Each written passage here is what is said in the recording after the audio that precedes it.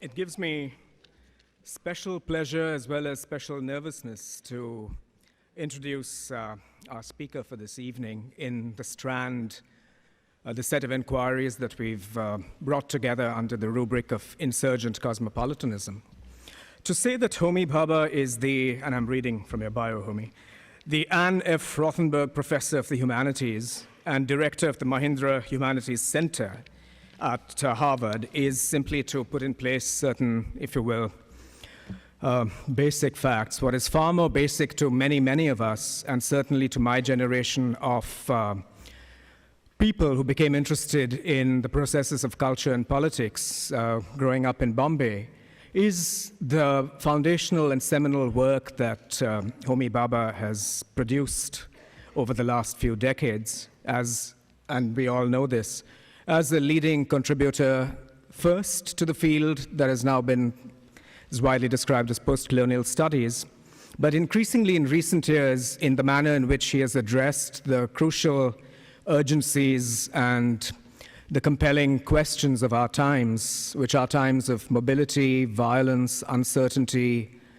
transculturality. On the one hand, we have planet-wide processes that conscript people, individuals, communities, that displace them and that subject them to incredible levels of humiliation and of oppression. At the same time, the same planet, the same circulations also allow for, if you will, counter-hegemonic articulations, the possibility of new forms of community, of solidarity, and certainly the kinds of gatherings that in the course of yesterday we characterized as being under the heads of assembly or of mobilization. I'm not going to stand between you and Homi Bhabha much longer. Homi, could I please invite you to deliver your vortrag?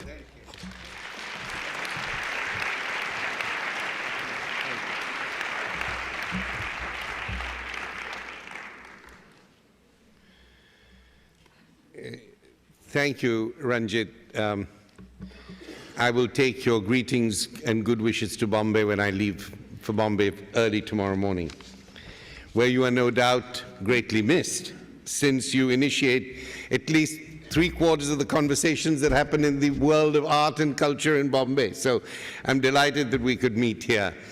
It's always wonderful to be at the House, because the House gets such huge audiences that one permits oneself to think for a little while that the audiences come to hear you, but they don't. They come because of what the House does. So congratulations to you all at the House, and thank you for having me here.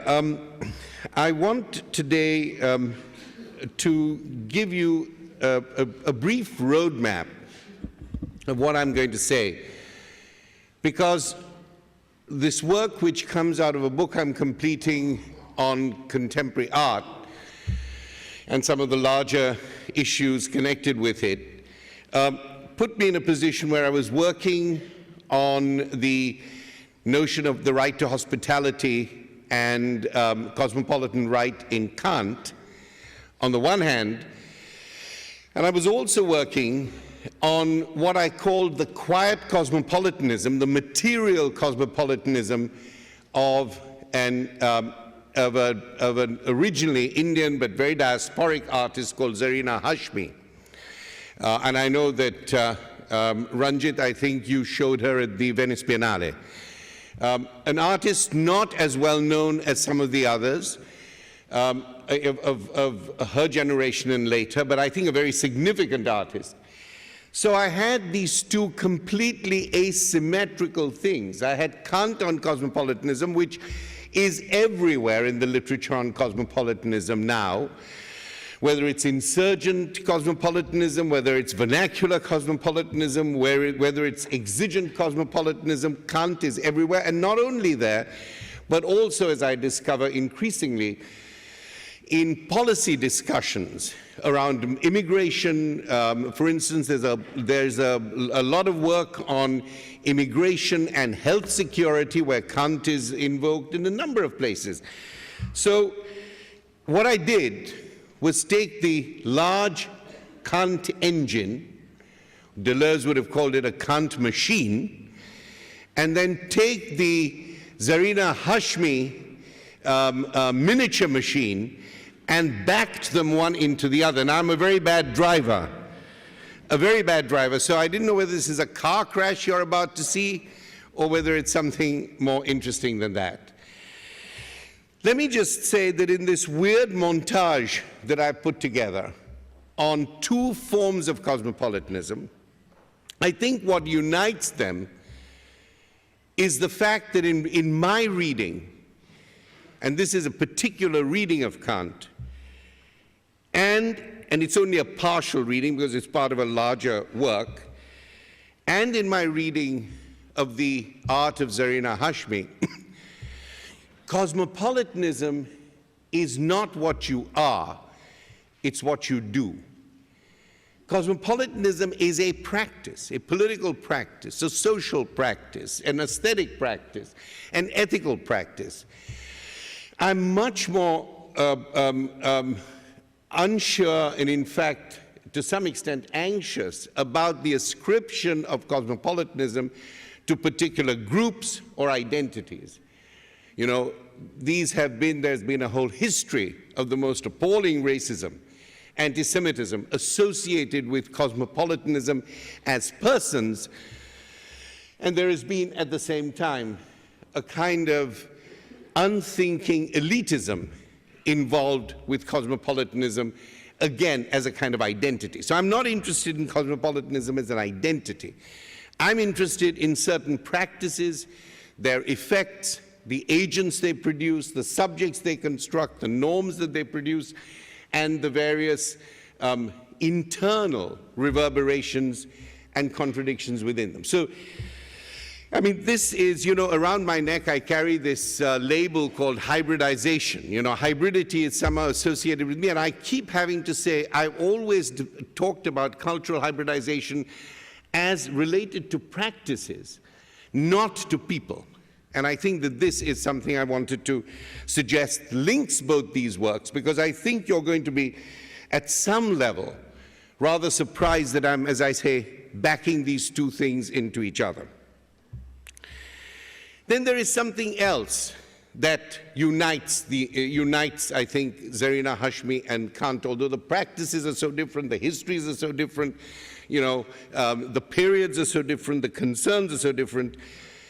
And that is the following, and I think this is an idea that I'm particularly interested in. There are discourses, philosophical discourses, policy discourses, which often deal with the ontology of norms. The phrase is from Sheila Ben Habib's reading of Kant in relation to cosmopolitanism. They're interested in the kind of contradictions in the ontology of norms.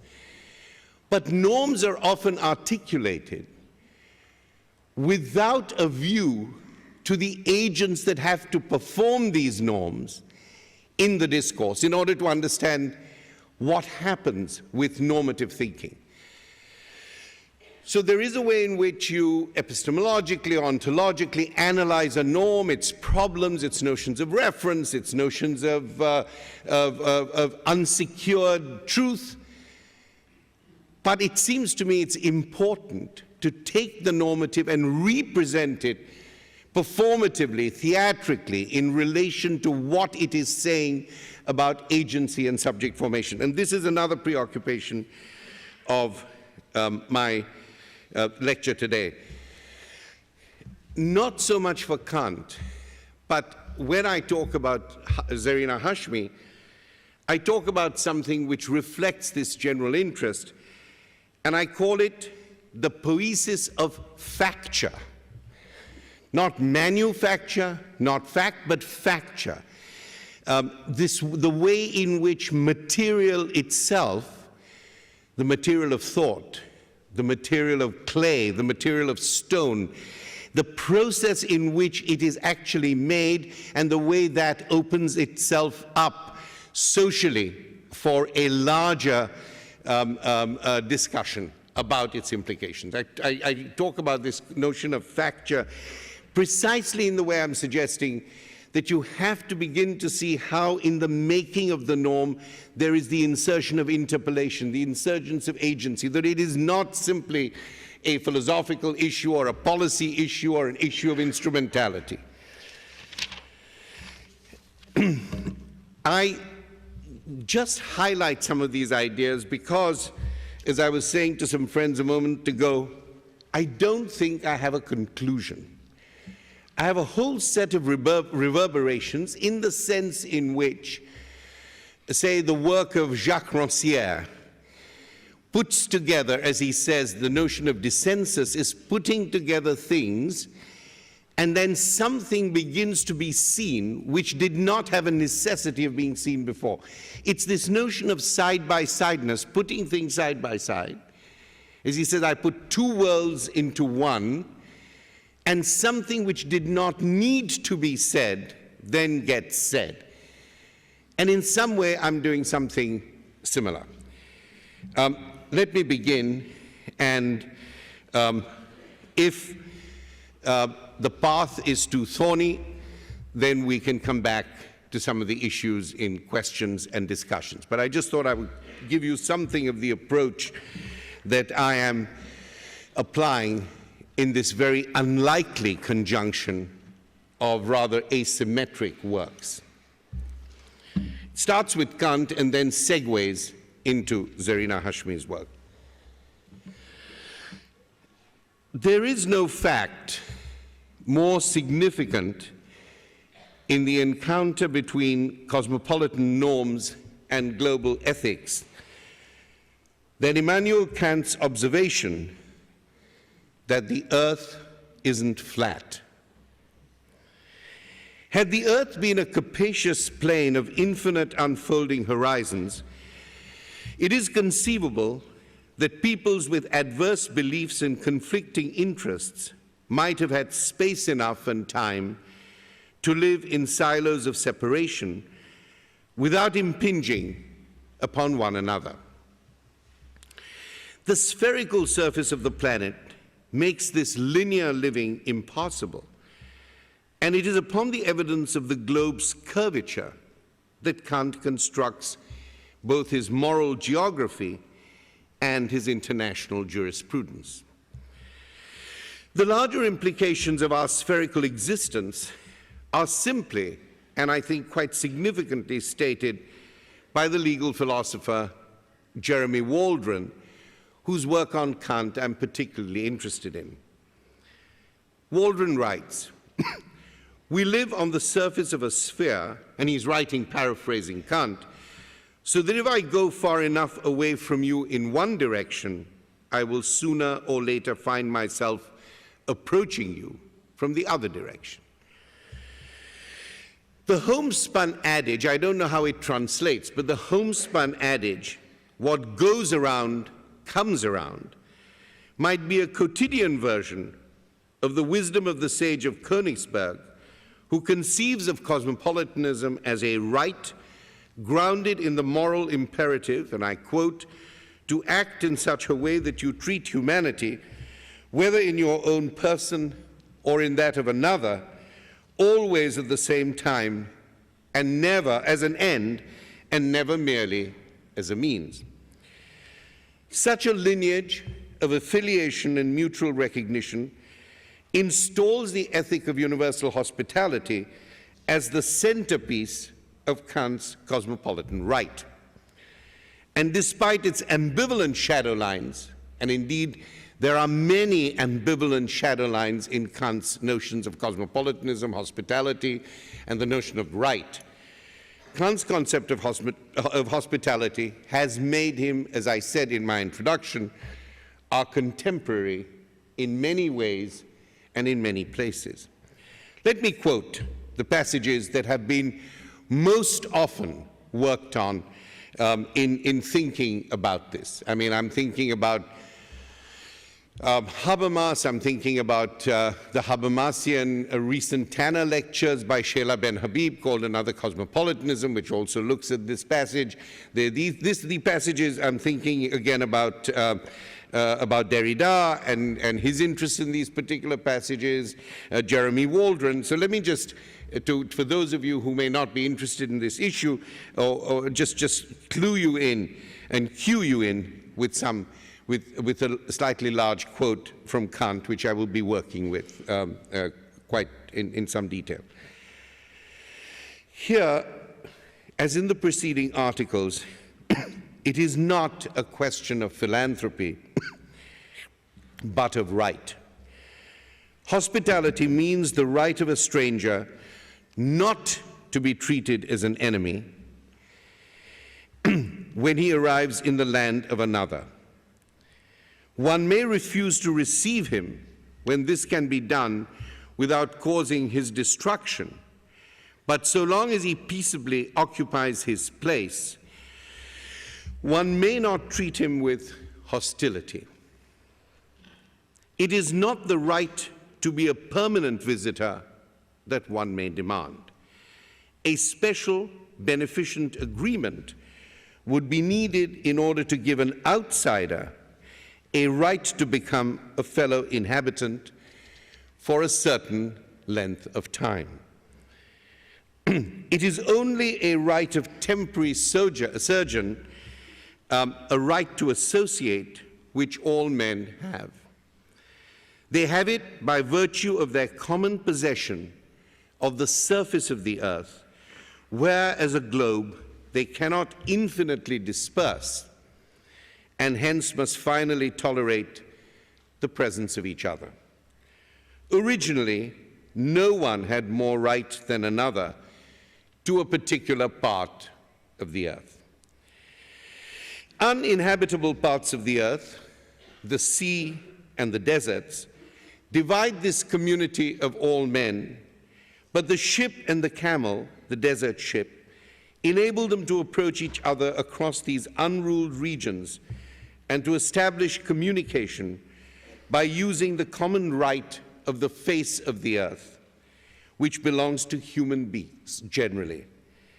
In this way, distant parts of the world can come into peaceable relations with each other, and these are finally publicly established by law.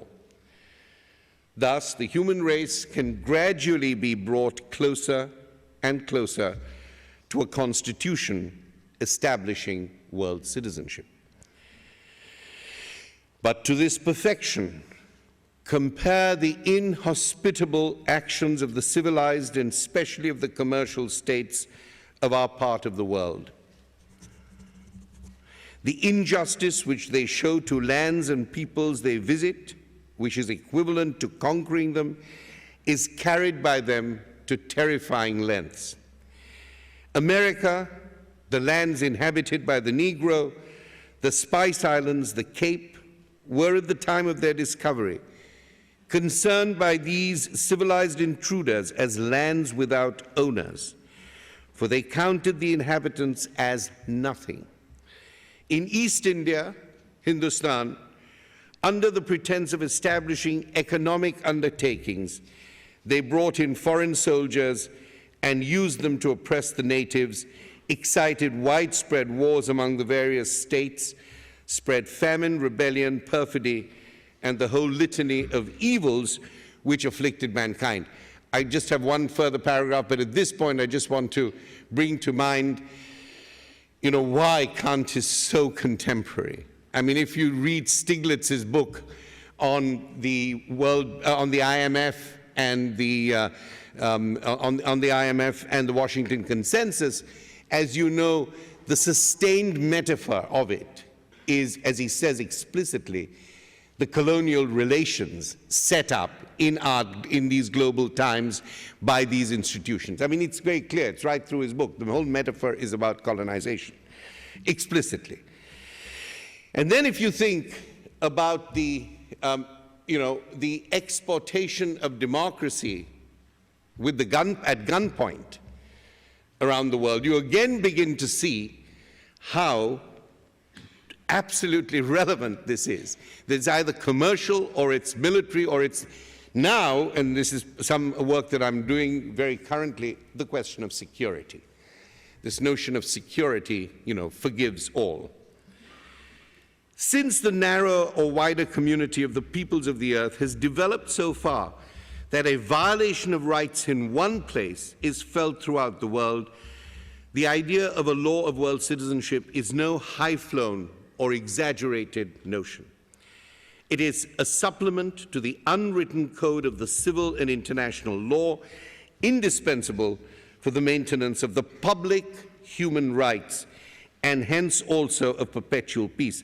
The public human rights, not the human rights which suggest that you can have your rights as long as you have them at home or within your community. The human rights as they affect the restructuring, the reforming, the rethinking of the infrastructure of the public space and the public sphere.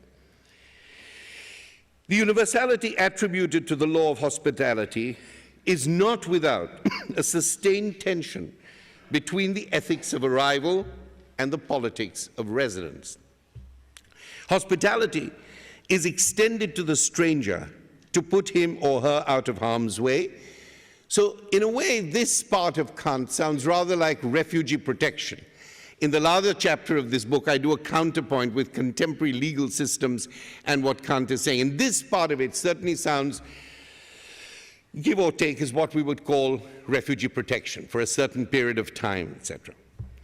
So long as the stranger is a docile, deferential subject who, as Kant says, peacefully occupies his place. Hospitality makes the stranger a supplicant, I believe, not a claimant.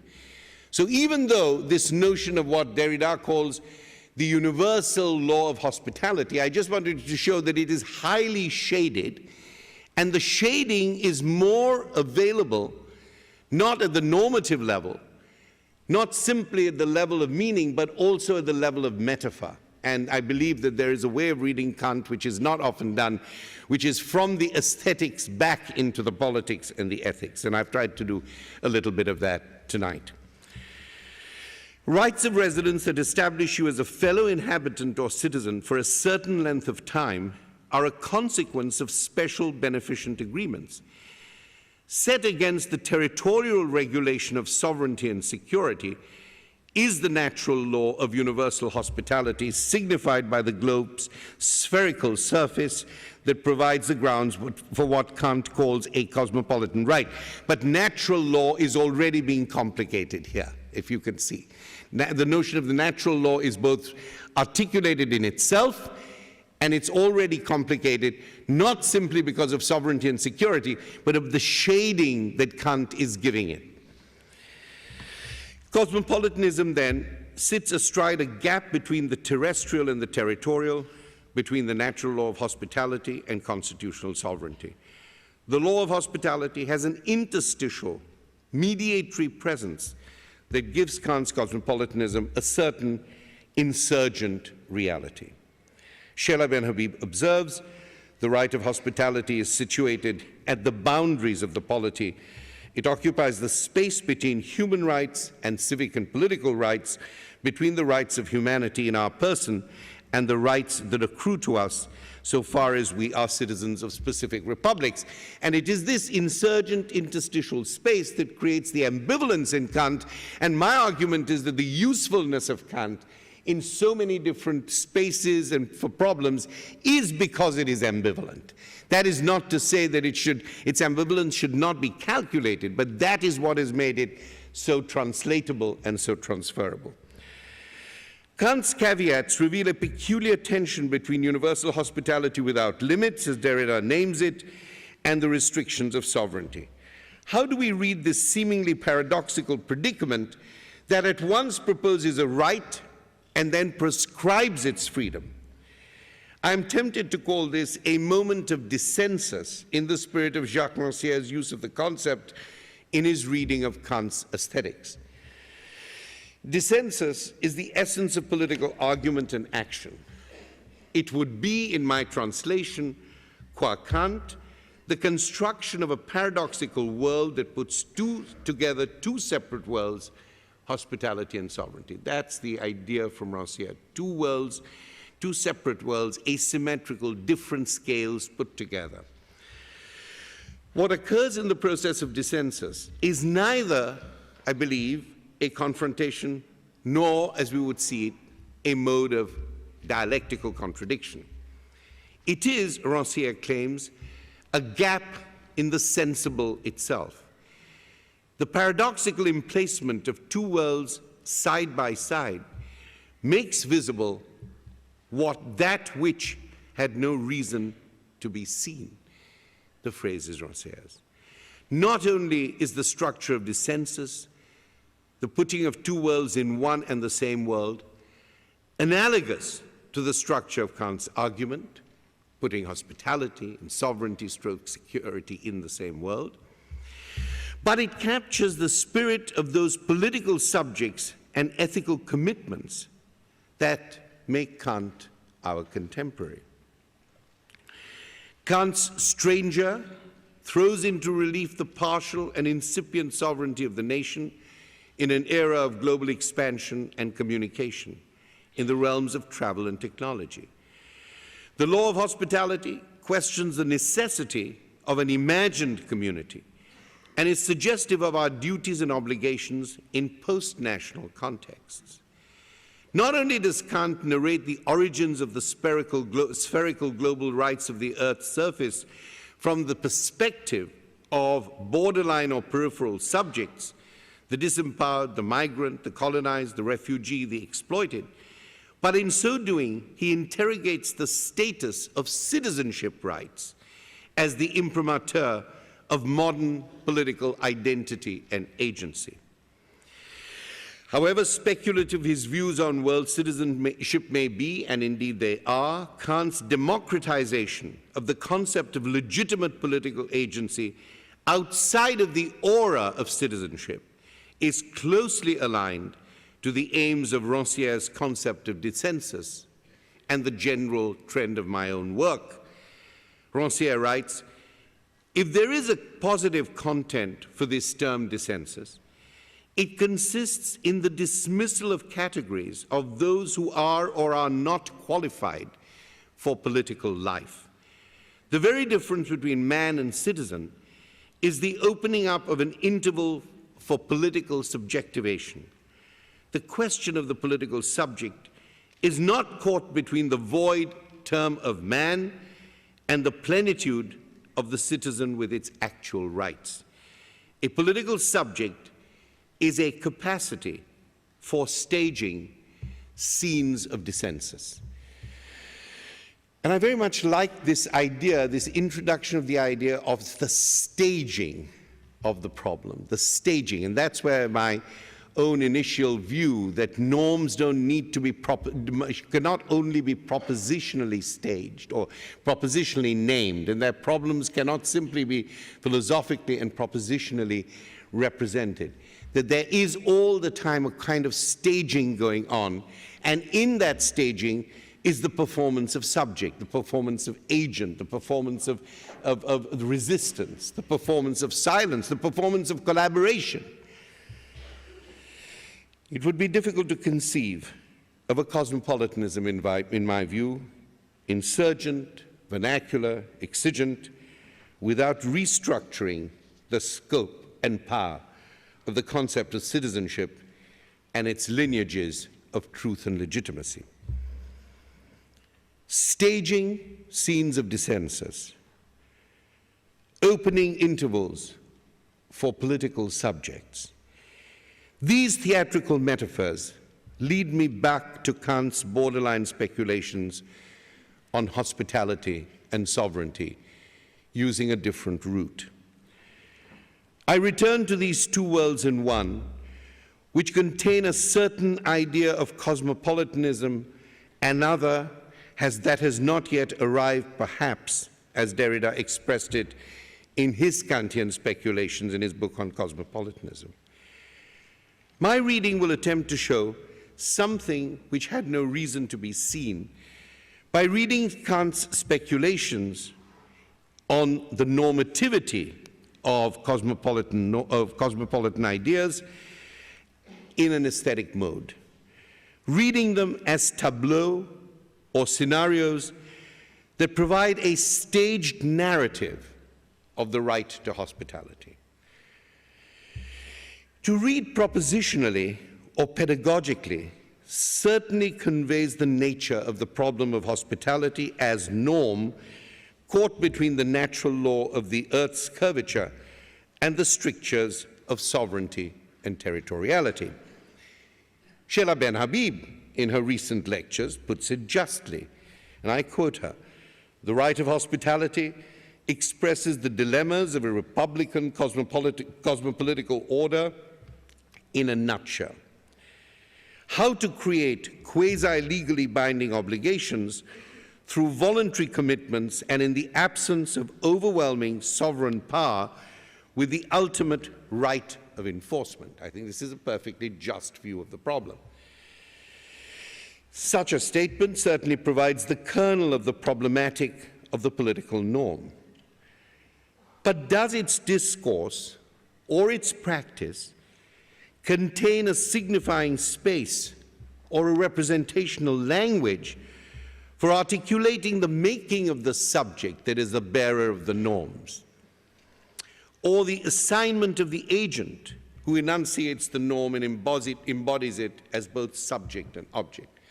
And I think that this is not merely an add-on, but you need a different mode of temporality, a different mode of evaluation to be able to see the norm as it is in the process, in its artfulness, as well as its political provenance, producing the agent or producing an agent or a subject. It's the two working together that construct the norm.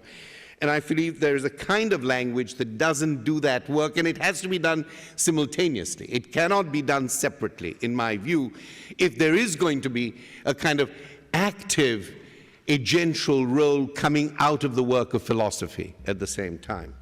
Derrida is somebody who actually often does it by taking the philosophical idea and continually staging it as a mode of evaluation, as a mode of enunciation, as a mode of self-reflection and self-interpretation. Now, this becomes all the more pressing a problem when Ben Habib makes the important claim that, and I quote her, "The ontological status of cosmopolitan norms are beset by the revolutionary paradoxes of their own beginnings. Their legitimacy cannot be justified through appeal to antecedents or to consequences. It is the fact that there was no precedent for them that makes them unprecedented.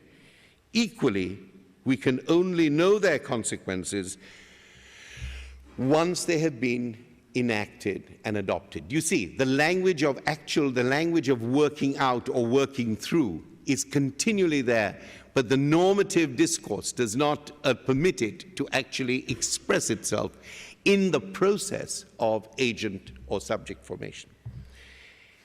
It is my view that if such is the ontological status of cosmopolitan norms, what is the ontological status of those who have to participate and make a practice of these norms? If this is an ontological conceptual status, what about the ontology of agency, of practice? Note the emergence and imminent temporality that informs the formation of cosmopolitan norms. And don't fail to notice at the same time how important it is to specify formations of subjectivity and define agential actors and actions in establishing a moral philosophy of legitimacy of such ontologically unsecured performative norms. What is the fate of the stranger who stands somewhere in between the unprecedented and the enacted? What form of life, we might ask in the Wittgensteinian sense, what form of language would that be? What is the affective condition of the foreigner who occupies the docile place of hospitality, waiting, knowing that his visitorship allows him only a short time rather than a long time? Time is itself an ethics. The distribution of time is itself an ethics. The distribution of time is itself a politics. The time of waiting is a politics. The time of being able to move into action, that is itself a politics. There is a question of temporality which cannot simply be always institutionalized and instrumentalized. What is the fate of the stranger, whose status is somewhere in between the unprecedented and the enacted? What is the effective condition of the foreigner who accepts his docile place of hospitality without receiving any public recognition? Let me just say that I think the great power, both intellectual and political, of the work of Frantz Fanon was because he never articulated a norm or a principle or an ethicality without calculating its psychic, agential, affective, communal consequences. That is why he wrote the way he did. That is why in Black Skins, White Masks, in the famous chapter, The Psychopathology of the Negro, the entire chapter turns on the speech act, Look a Negro, and from that antipathetic, antagonistic gaze, a whole set of issues, historical, political, normative, policy issues emerge.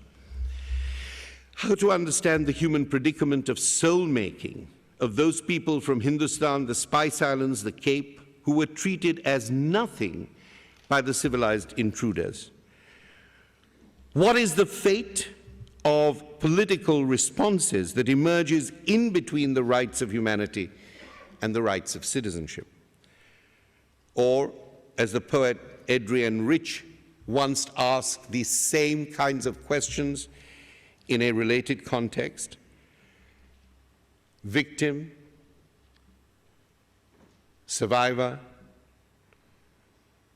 what have you said? What do you know of the survivor when you only know her in opposition to the lost? What does it mean to say, I have survived, until you take the mirrors and turn them outward and read your own face in their outraged light? Kant's tableau of hospitality, read as a design for cosmopolitical life, are arranged in alternating contrastive pairs that reveal the stress within the norm of hospitality as it comes to be articulated with the performance of agency. The arrival of the stranger in the city, tableau 1, pairs with the arrival of the civilized intruders into the pre-colonial world, tableau 3. The mise-en-scène of desert and sea, trade, commercial routes, ports, networks as sites for communities of communication, and the birth of the idea of world citizenship in tableau 2 is paired with the final passage, tableau 4, that speaks of the global reverberation of human rights and wrongs and the growth of an interconnected world ready for a law of world citizenship and perpetual peace. Each tableau, I would say further, using the aesthetic metaphor, provides a montage-like juxtaposition of the conflictual or dissensual double worlds of hospitality, sovereignty, and security. The enactment of the entangled relationship between norm and subject and agent production, a kind of supplementary aside, is revealed in the historical drama of Kant's language as it discloses its political imaginary. The first tableau represents the arrival of the stranger in the city. The discourse of hospitality is cast in the shrouded language of negations, even when it speaks of legal protections. The stranger must not be treated as an enemy. His stay is limited. Although he may be tolerated, he cannot expect to be recognized or represented in the public sphere. His status falls well short of fellowship and citizenship. The right to hospitality reads like a negative set of rights, like negative rights, and a liminal freedom at best. The scenario of the second tableau is the unruled, uninhabited domain of sea and desert, unmarked by territorial boundaries and national borders. Here, the human community is constituted not by residence, but interestingly, in our diasporic moment, by the trope of movement, motion, travel, circulation. It is as if it is only outside the residential city that the spherical network of rights of the society of man can be realized. In such circumstances, communication becomes an important aspect of the ethical community.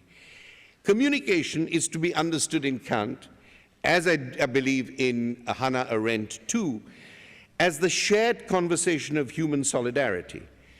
We might think about that notion of communication in terms of discourse ethics, the politics of recognition, the ethics of enunciation, Agamben, or proximity, Levinas. But communication must also be understood as the intercultural capacity for dignity and respect, the desire for the translation of norms and the negation of values. Communication reveals the right to the face of the earth.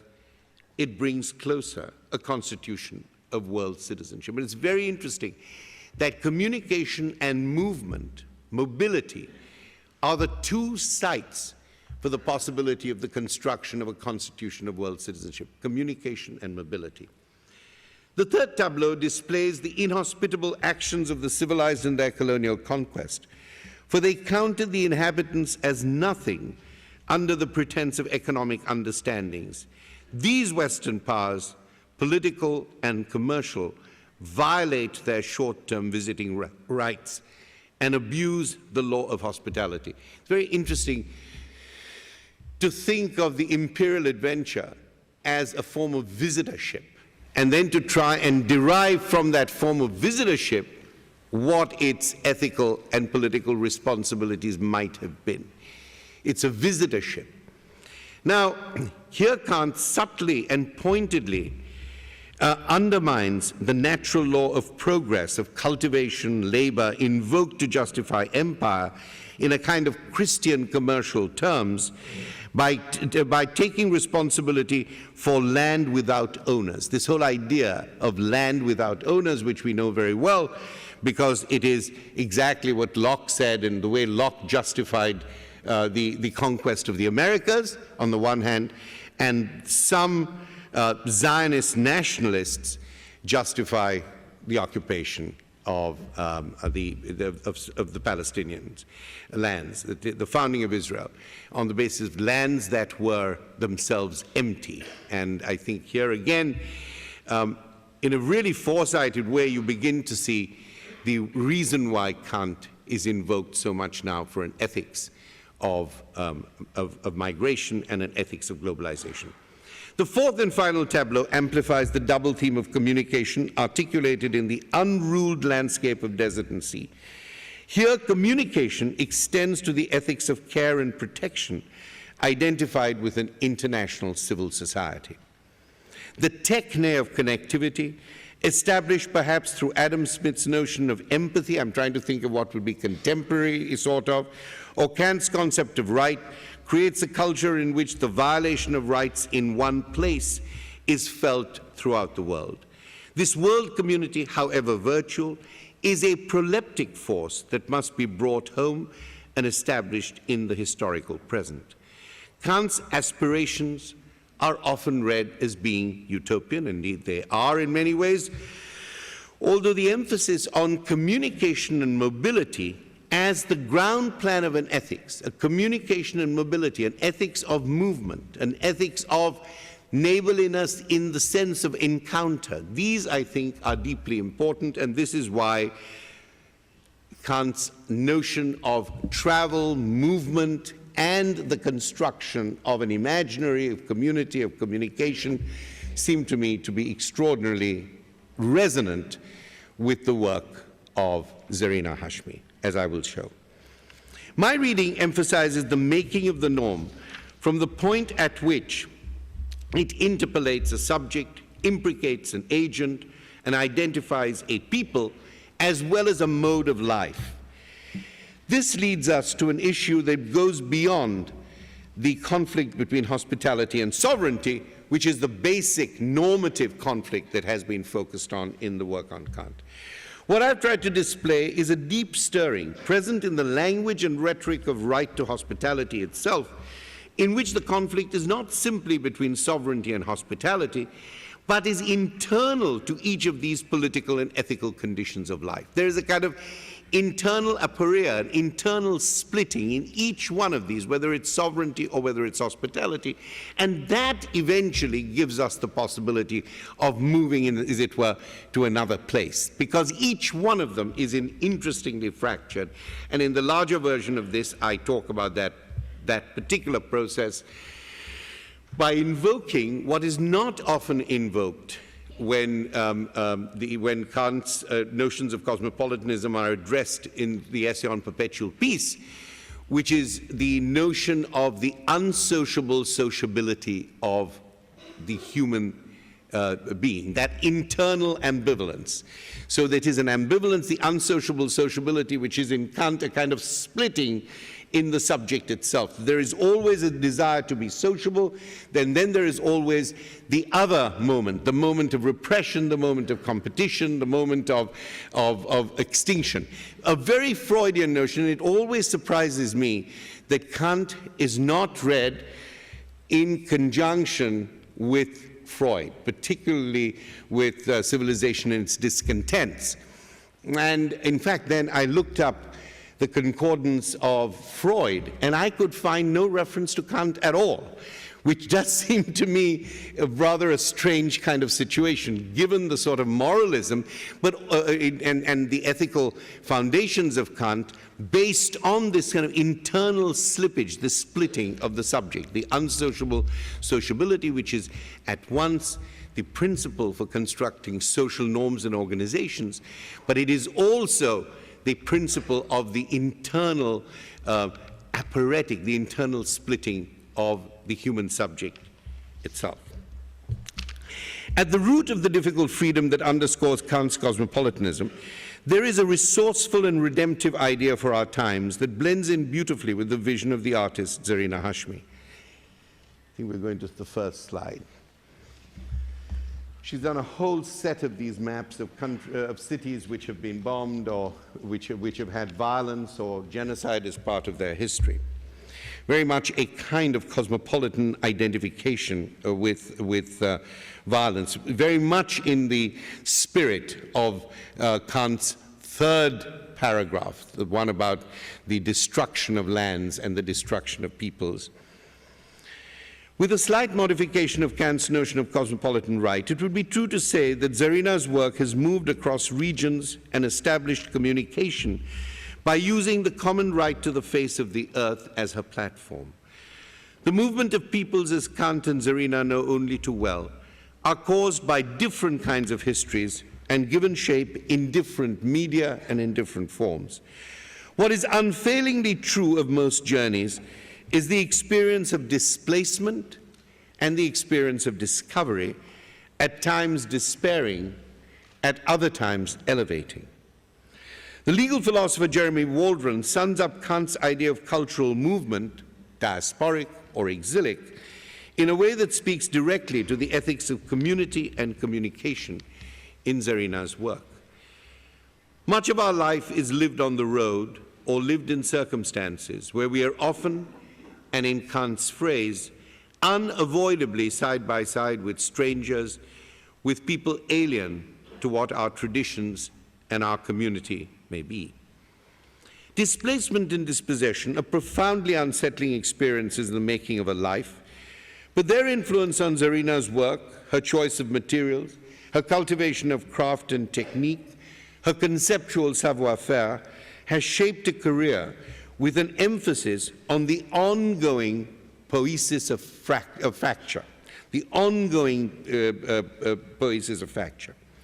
I deliberately use the somewhat arcane word fracture in the spirit in which Hannah Arendt uses the word poiesis to emphasize not only the human labor invested in making the things of this world, but also the way in which making the object entails the coming together of a people in the process of reading, interpretation, or what Arendt calls the human inter-est, that which lies intangibly but forcefully between peoples. Each étape of Zarina's existential journey seems to have posed a significant life decision, while at the same time repositioning her as an artist who has been repeatedly faced with the choice of new materials and practices, what I call the poiesis of facture. Each geographical move and cultural shift leads to an engagement with materials, techniques, and traditions valued for their locality or their foreignness of their provenance. And with each such revision of concept and craft, Zarina maintains a remarkable aesthetic integrity in furthering her own visual language and deepening the historical resonances of her iterative inscriptions. The second slide. These are very typical of her work, ground plans of sites of home, metaphorized, imagistic, metaphorized, analogical ground plans of architectural drawings. And in fact, the only other person, I think in this version of the paper, I don't have it, I think I was looking at various architectural drafts, theories of architectural draftsmanship, and only Haus talks about the affect of space very much in the way in which Zarina does. That these very simply outlined structures, to which she then appends rather poetic statements, try and capture in their vacancy something of a life and something of the affect of a life and something of the history of a life, with the minimal amount of graphic representation. These material practices that I have termed the poiesis of facture are more than mere surfaces of inscription or materials submitted to transformation. They are active in their signification of cultural difference as any other discursive or semiotic system. This is something else that interests me greatly nowadays, the way in which a material practice, which it does not have which has an ontological presence but not a discursive one, is also part of the semiotics of cultural difference. The use of a particular paper upon which to then write something, to imprint something else, to make something else. That interaction of design and paper, that too is an encounter of cultural differences. Again and again, the idea I want to put forward is that it is the practice that names the concept, not so much the people, not so much the ethnicity, not so much the cultural island or the cultural bubble. It's the way in which the practice creates the dynamism of translation. For instance, the physical resistance of the Japanese woodblock is a necessary force of alterity that must be both withstood and worked with. Joining up parallel lines on fine paper in Paris constituted for her the drafting of the iterative floor plans of homes I have made that turn into haunting geotemporalities in which bare architectural design captures the climate of affect and autobiography. The third slide, planted a garden of roses from Aligarh, New Delhi, uncertain time. This is what I mean. These are geotemporalities. They're not simply historical moments. They're much wider than that. And they're as much in the stating. The reason why I link this with the Kantian notion of the norm is here you have a particular design, a particular codified way of, within a particular discourse of architecture, and that is taken, and what is opened up into it is the place of the agent, the place of the subject. It's continually the two things are worked at the same time. When image and text are read side by side, I cannot help noticing a secular ironic displacement of the relationship between Islamic calligraphy and sacred architecture. Just as the ornate calligraphy of Quranic verses and historical dates cover minarets, mosques, and mausoleums as records of collective memory, so here the ground plans of homes are labeled with personal dates and attached to poetic evocations that recall thresholds of memory in Zarina's narrative of private displacement and public dispossession. Zarina's quiet cosmopolitanism of craft and concept fulfills a need for cultural translation that she sees wanting in contemporary art historical discourse. In an interview, Zarina bemoans the fact that, and I quote her, "We don't have the fluency to be able to talk about people who come from different cultures within contemporary art historical discussions. Everything has to be explained within the rhetoric of existing paradigms." Zarina's work, as I have argued, represents just such a paradigm of fluency in the articulation of cultural difference as facture. In the experience of her art, alterity is not merely a hermetic practice of ontological inquiry or ethical responsibility. Her engagement with the Japanese woodblock, Islamic calligraphy, Sanganer pulp, Richard Serra's Corten steel, or Eva Hesse's skeins of striated threads are in themselves intercultural interlocutions. In this sense, then, the issue of alterity becomes an ethics and an aesthetics of facture, of making progress as poesis, rather than aspiring to the social construction of vertical or teleological notions of progress. Seen in this way, intercultural art and practice recalls Walter Benjamin's proposal in his great essay, The Task of the Translator, that cultural translation is a coming to terms with the foreignness of languages, with the foreignness of your own language. Such a foreignness is a discovery that emerges in the very act of facture.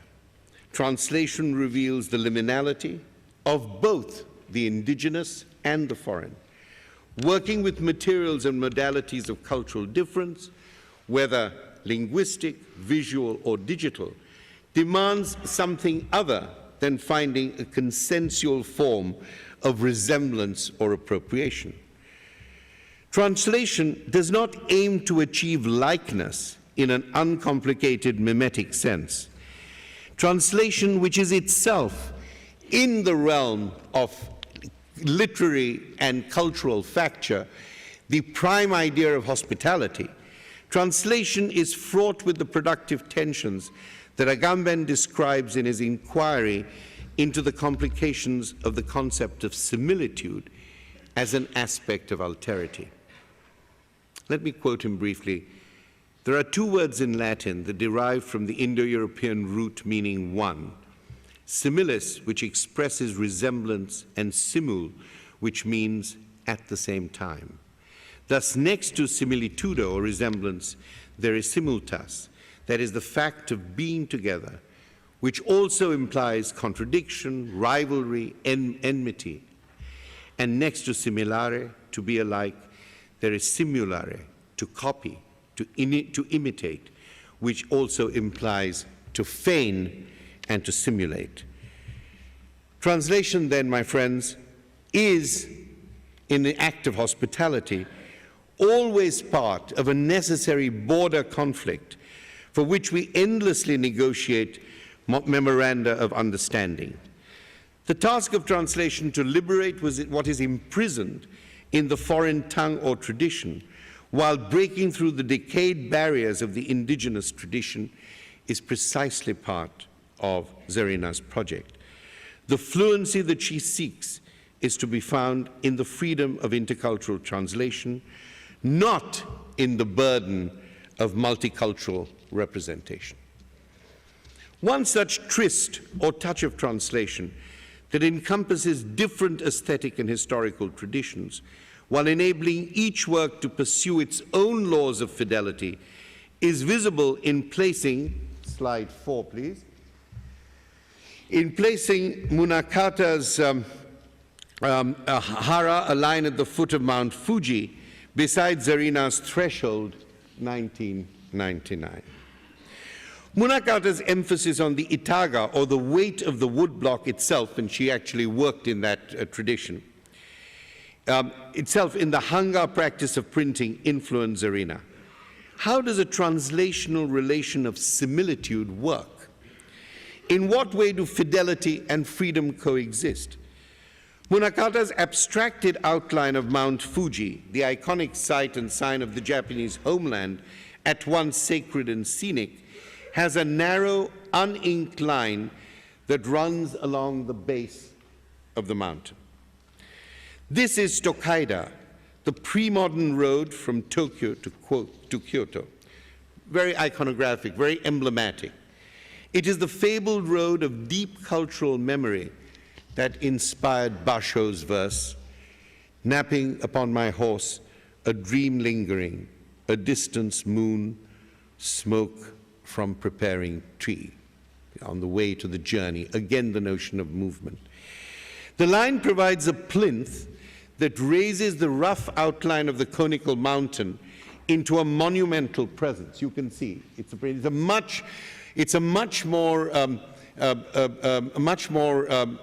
less embellished representation of Mount Fuji.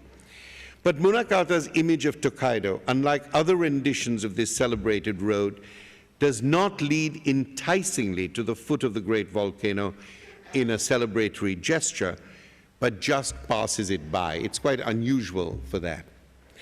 Let us touch Tokaido with threshold. Home is a foreign place, as a tangent touches a circle lightly and at but one point, as Walter Benjamin said. And compare Manukata's line with Zarina's plinth-like cantilevered line, which has to be read from right to left like Urdu, where it is tethered to the paper's edge. The threshold vibrates in midair. However, in spite of its narrow depth, the angle that cuts the edge of Zarina's line provides a mimetic lure for the eye. If you imagine a vertical line connecting the end of the threshold to the bottom of the page, if you take that cut edge and imagine the line coming down, the horizontal division of the page is now accompanied by a virtual frontal projection below the line that also introduces a setback. If you imagine a line coming down, then it's almost as if the threshold becomes immediately three-dimensional, as if there's a frontality to it, and then a divisional setback.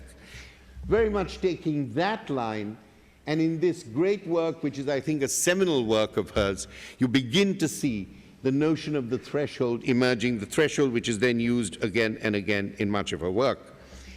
This concept of the threshold, this one simple line, then brings to mind many of the historical moments in her own work. The idea, as she mentions again and again, that she was brought up in a kind of gender-divided household, of the Western world of her father at one end, and much more Muslim world of her mother at another.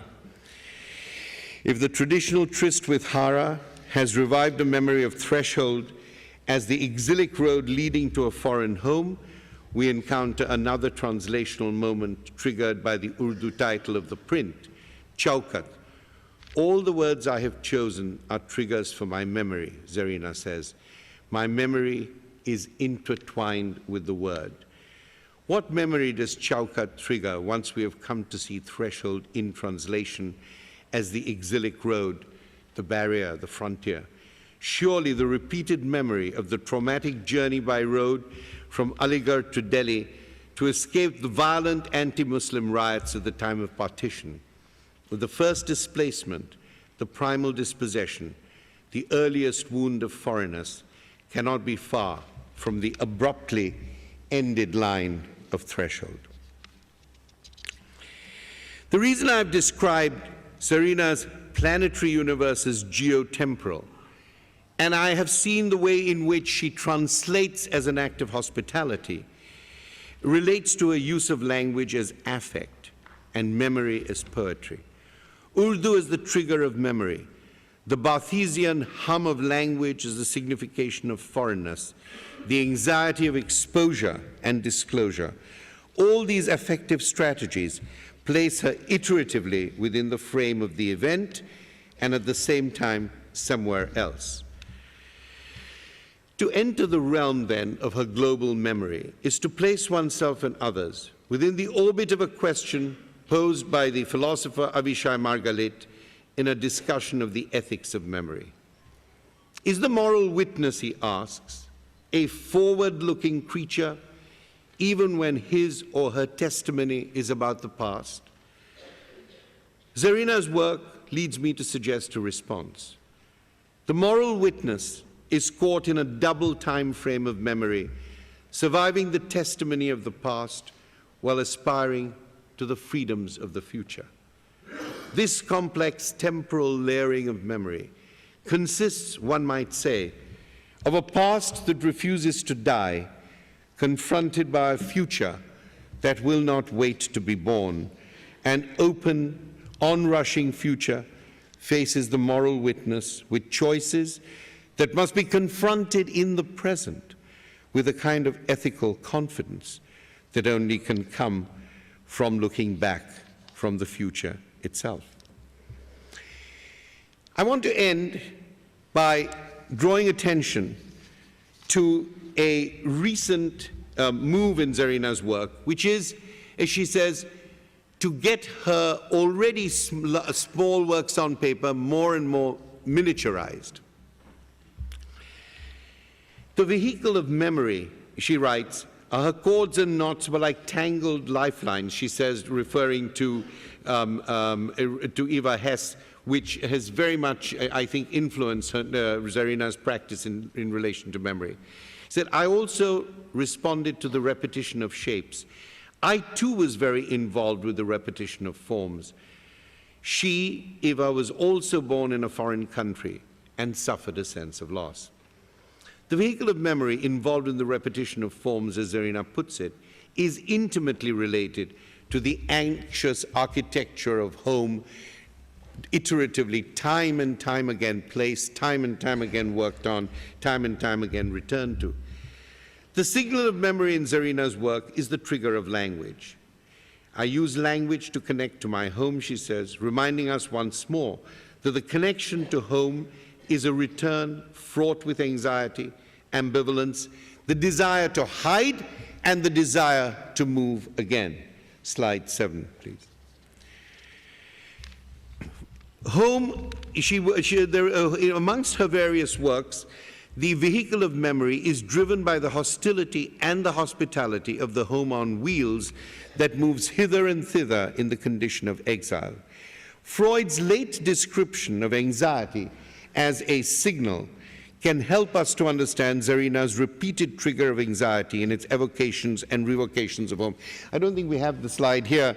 There's obviously a mistake, but she's made little works of home, little sculptures of home which have wheels on them. So home is something that is always for her on the move. The link between anxiety and the trigger that repeatedly returns to the traumatic home needs no explanation. What is conceptually intriguing is Freud's statement that anxiety is therefore, on the one hand, an expectation of a trauma, and on the other, a repetition of it in a mitigated form.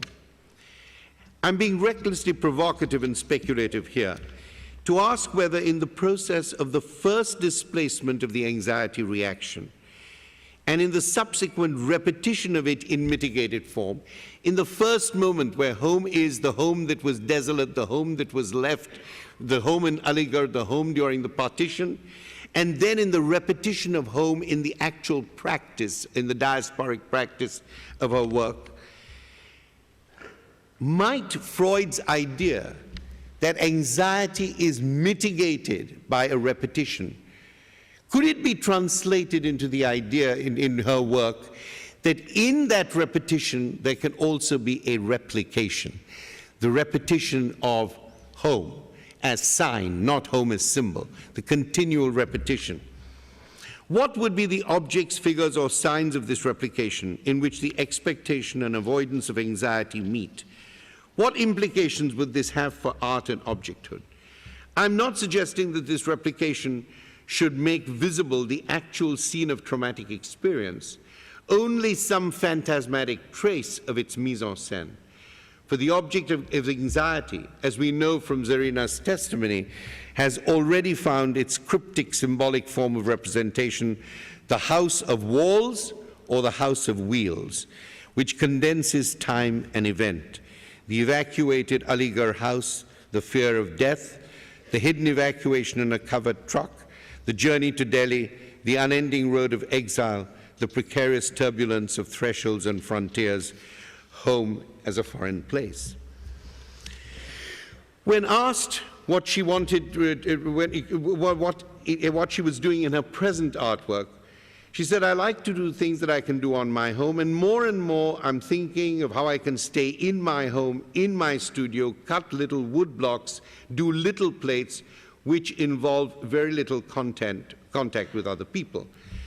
Then she's asked by her interviewer, your ongoing series, The 10,000 Things, consists of another complex form of counting, recycling, and reinventing, taking, as you do, several old woodcut prints, etchings, and photographs to refashion them into smaller 9x6 works. Zarina's response is, my inspiration was Duchamp, who put his life's work in miniature form. He even had his large sculptures recast in miniature and kept them in a boîte. It was also a way for me to achieve my work. It was my love of books that prompted my choice of size. I've always connected to prints and books. Could it just be that the trace of anxious trauma as replication becomes a repetitive practice of the poetics of scale? Is mitigation, making something less, making the trauma less, conceivably linked to making things smaller as an iterative practice, not making them smaller for one time, but making them smaller again and again, so that they will grow themselves through their smallness to become something much bigger than bigness? Is one of the ways in which anxiety presents itself then, this kind of cosmopolitan anxiety of exile, to repeat something, to mitigate the pain of the trauma of leaving, but also to find a joy, to find a pleasure in making small things that continually are the capsules of memory that keep returning, that incrementally they are bigger than the things that are big? Is the mitigation of trauma the measure and making of the miniature? Anxiety leads a double life. It is both menacing and mitigating, caught up in repetition and replication. That is as true of Kant and his shadowed and shrouded notions of hospitality as it is of the hospitality of the home on wheels and the home with walls in Zarina's work. The object is fragile, with an anxiety that embeds itself in the diminishing scale of the work, repeatedly making the object smaller and smaller. To travel, you need to work economically, you need to move economically. As the object diminishes, the iterative drive of a kind of cosmopolitan global memory rages. It increases its scale of recall, enlarges its desire for the diminishing object. Memory rushes back and forth to make sure that what threatens to disappear continues to live on in its quest and search. The survival of anxiety's art objects, or of the anxiety of cosmopolitan living, is wrought in a chiasmatic tension. As it becomes smaller, it lives longer. Again and again and again. And this is why great works of art, or the journeys we make, are impossible to forget because they're difficult to remember. Thank you.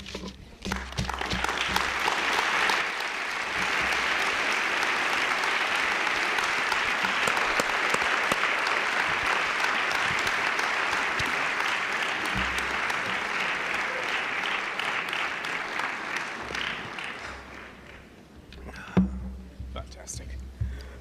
Thank you so much, Homi, for that at once meticulous revisiting and rereading and teasing out of Kant's shrouded meanings, and the reading of Zarina's work and the disclosing of this diasporic, exilic imagination and the insights it offers us through this play of scale. And you began by saying that the Kant machine and the Zarina machine might be at odds, but I think that what you've effected really is a most inspiring way of bringing them together into not just an adjacency, but a certain kind of fit. And I think it's the sheer friction produced that allows us to see all of these and the contemporary condition afresh. In one sense, news from elsewhere, below the radar, but in another sense, it speaks to the core of many of our anxieties and urgencies.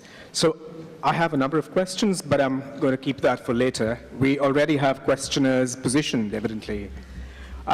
We have to choose between the two. We begin with you, and then pass on to Thank you very much for your wonderful lecture.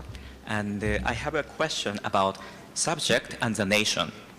And you started the quoting of Kant's word on hospitality, which is not to treat as enemy, and also the other word, notion of security, forgive all, to use violence or force under the name of self-defense.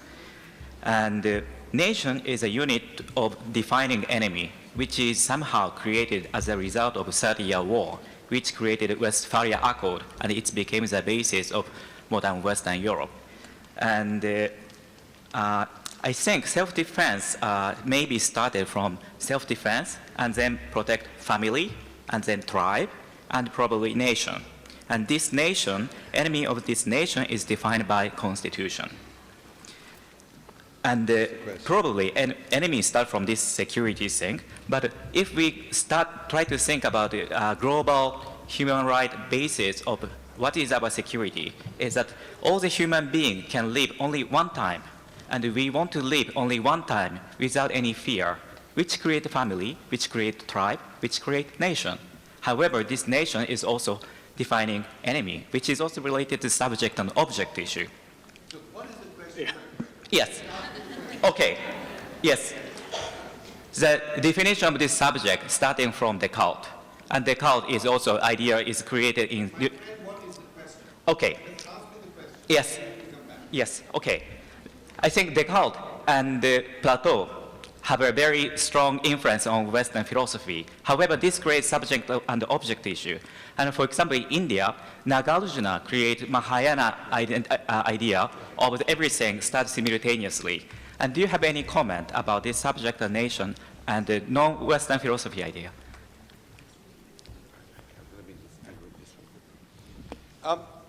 I think, you know, the ascription of subject and agent is very specific. It's not only culturally specific. And I'm, you know, without more ado, I think it's, of course, very important to know what the local intellectual, cultural, religious traditions are in constructing the notion of subject and agent. My issue was not that.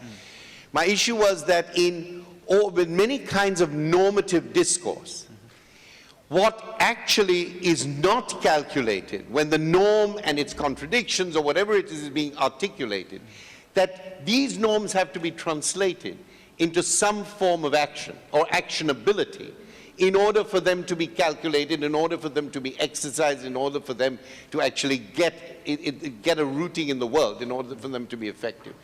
And it seems to me that it is important, and that's why I read the aesthetic reading of Kant, was to try and show how each time there was a proposal, a philosophical proposal or a political proposal, it had implications for who is going to act, how is the action going to happen. And I think it's that notion of opening norms up into the realm of the performance of their performance, because without the performance, without the practice, the normative contradictions are actually very limited.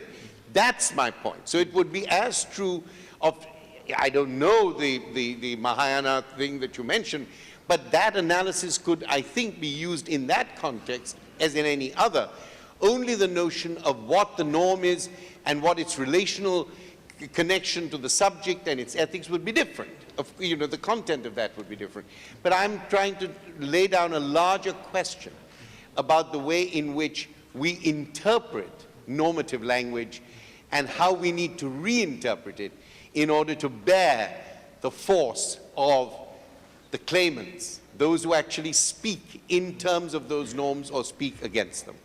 That's the issue I was raising. Thank you very much.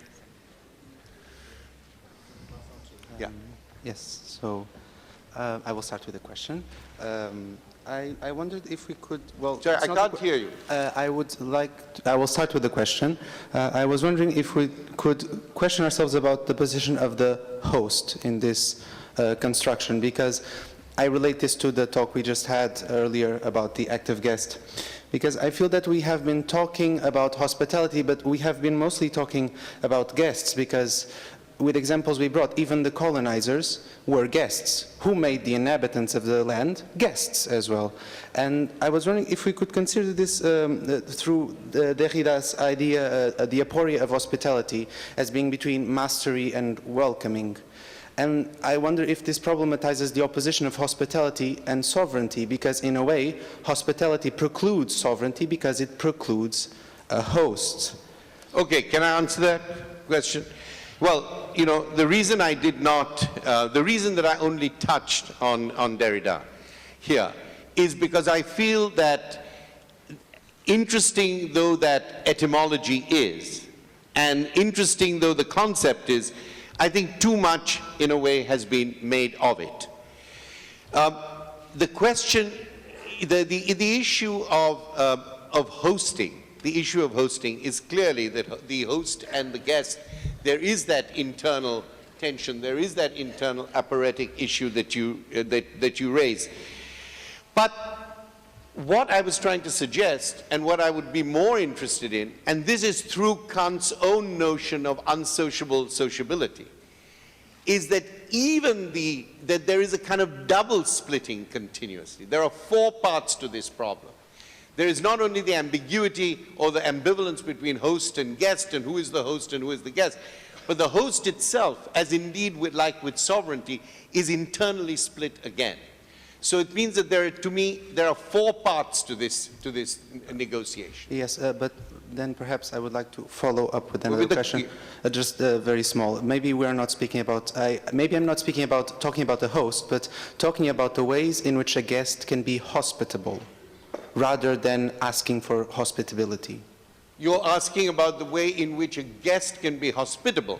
Well, Kant says that a guest can be hospitable by being docile. And most countries demand that.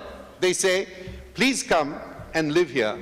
First of all, you have to learn our language. I don't think that's a bad thing, just to say. Then you have to be good.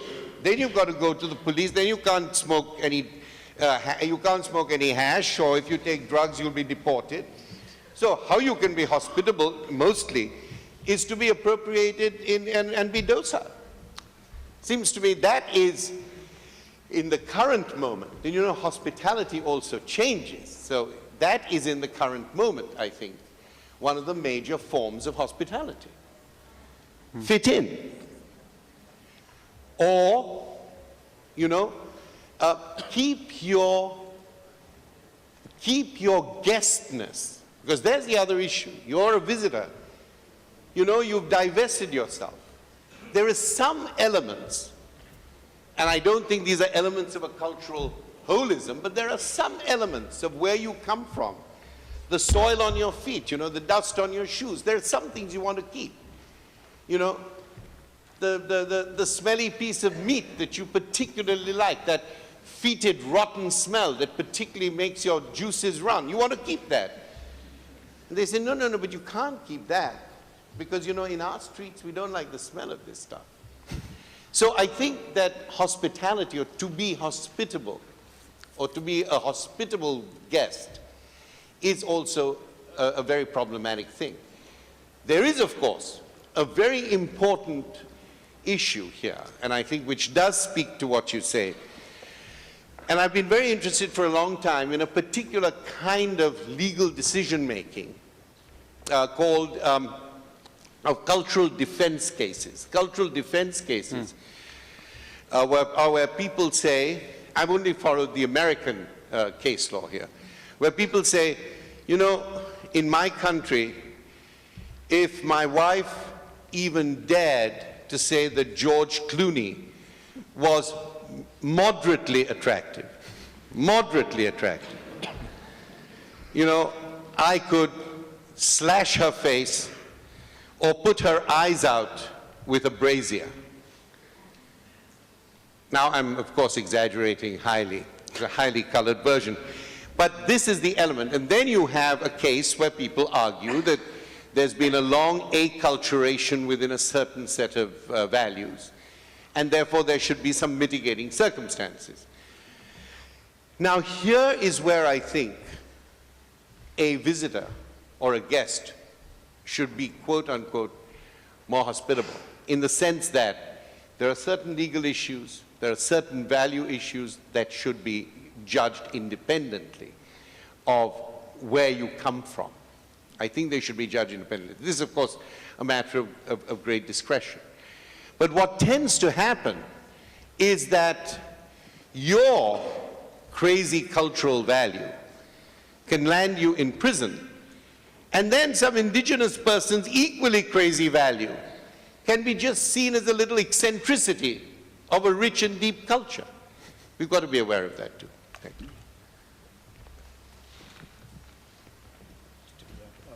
Dan? I have a question in relation to your discussion of Zarina's work, particularly in relation to her depictions of home and latterly the homes on wheels. I was wondering how you felt that either the actuality or the symbol of nomadism related to these works and your wider discussion of it.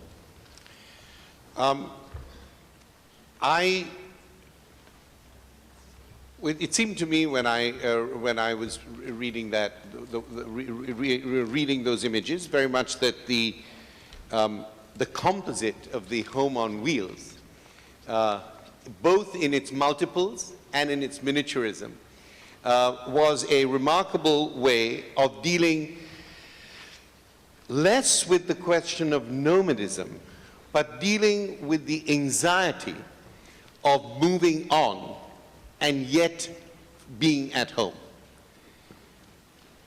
Of that ironic juxtaposition of moving on and yet being at home.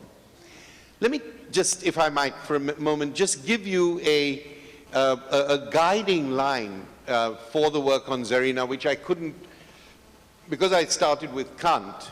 You were lucky, you were let off my work on Wittgenstein. But there is a, so, you know, I don't know whether you got the better deal or the worse, but you certainly didn't get both, and thank your stars for that.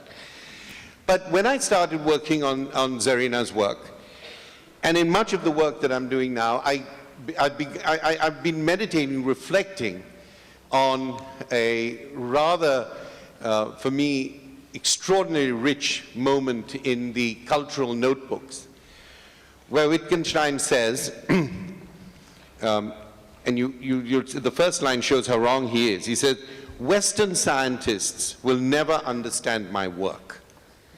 You know, this is, of course, the most ironic statement, I think, in all of contemporary philosophy. Western scientists will never understand my work because I'm not interested in progress. I'm not interested in building a building vertically. I'm paraphrasing it. I'm interested in thinking perspicaciously of other possible foundations. So it's an incremental, lateral notion of progress, as I ended with, you see? Not making the one big work that will always mark the life and mark the life of others by the life of the artist.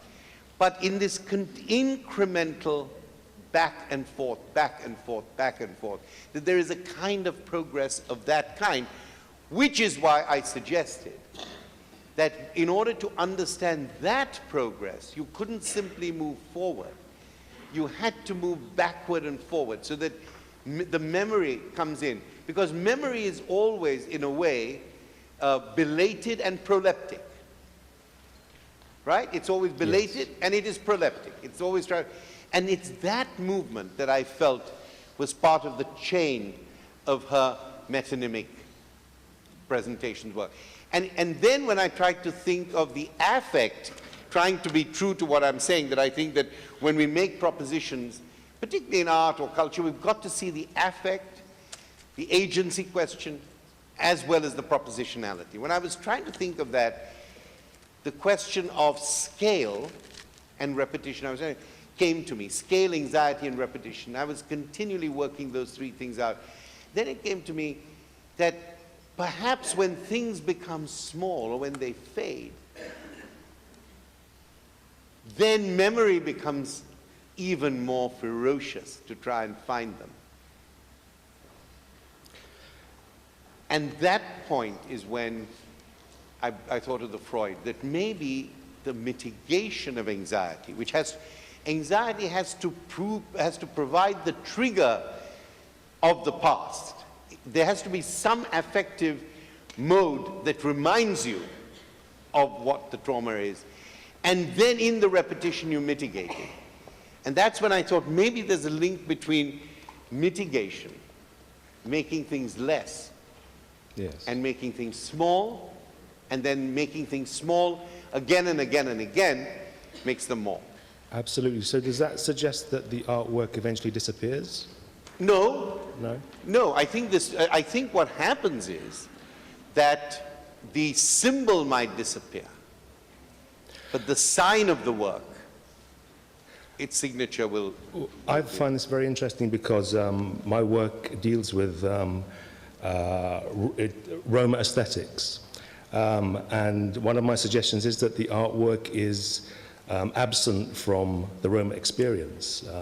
So this idea of the diminishing dimensions of the artwork I find intriguing because it kind of ties in with this idea of the symbolic gesture of art without necessarily having to maintain the artifact. Exactly. But you can maintain the artifact by maintaining, in a way, the space and silence of it. Yes, yes. You don't have to realize it. And I think that also links quite often with historical memory. Good. Thank you for that Thank you. very thoughtful question. Thank you very much. Yeah, Hello. Hello. When speaking about the policies of facture and material itself. Sorry, I didn't hear you. I'm old and deaf, yes. When speaking about the policies of facture and material itself as material of thought or material of a stone, as you said, would you question that there is a possibility for a material itself to represent and deliver the information that it holds without shaping it into a specific form? And here I refer to art production. Refer to? Art production, in art production. Yeah, that was very much one of my points, that the provenance of the material also has its resonance. You know, we tend to read these things,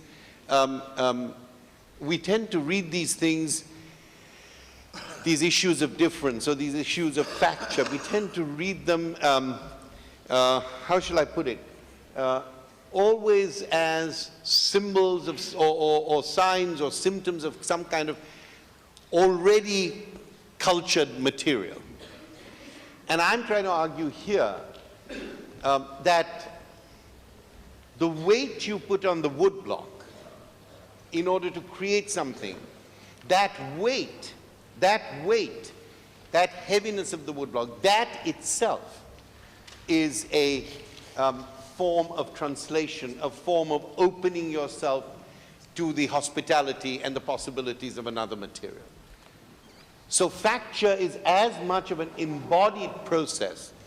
It's almost as if in making the image, there is also a performance piece being made.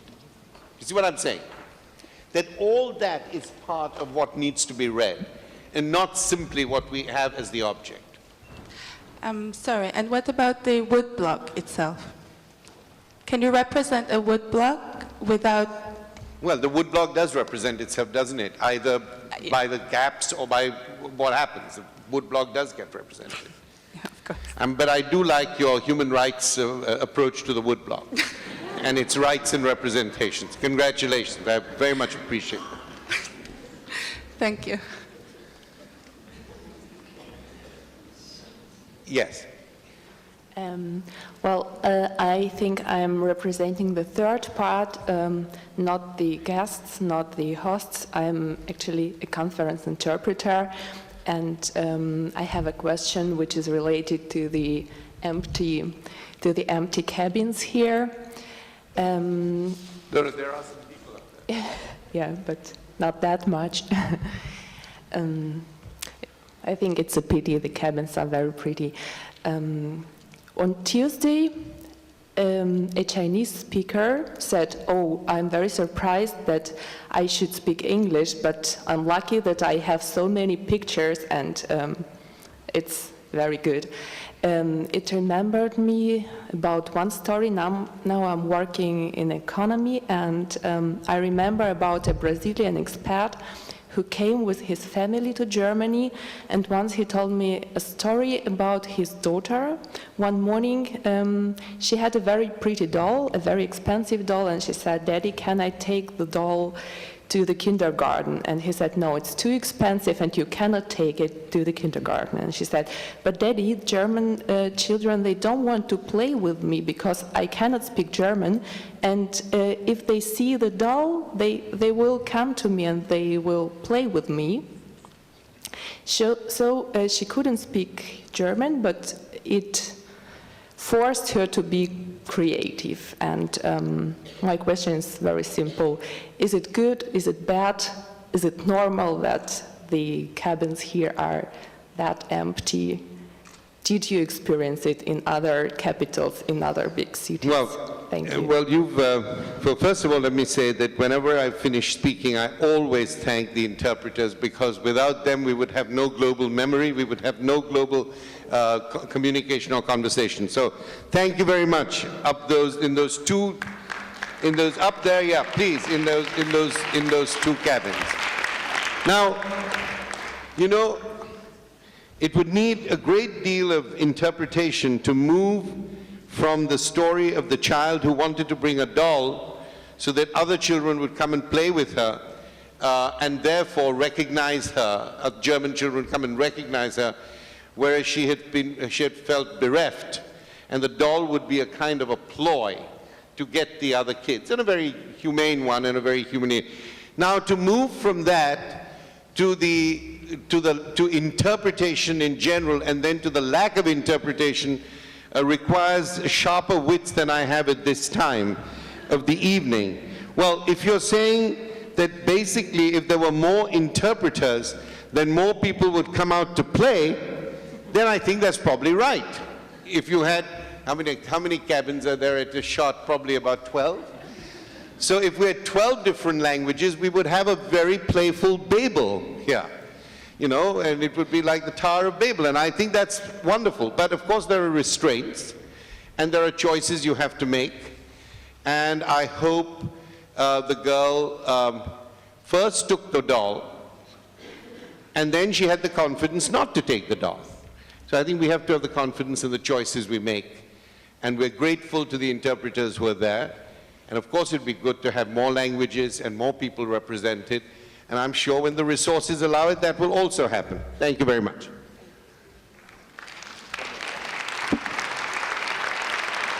Thank you so much, Homi. And I'm going to announce the... It's a very quick question. Hans, my goodness. Okay. It's really very quick. Okay. I think it was the third, thank you for your talk. I think it was the third slide or something you showed. And if you're speaking, you spoke before about choices, that's even the reason why I decided to stand up. You showed there 4 images in the third slide.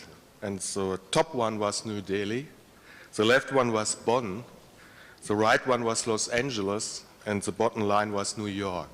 And there were dates, and you speak about the fracture, you speak about the different dimensional next to the symbol, but then you have this very strong connotations, this written layers of it, which is also a graphical element as an information. What is that for you? Well, I talked about it. I called it geotemporal, so that it was both temporal, it was graphic, and it is locational.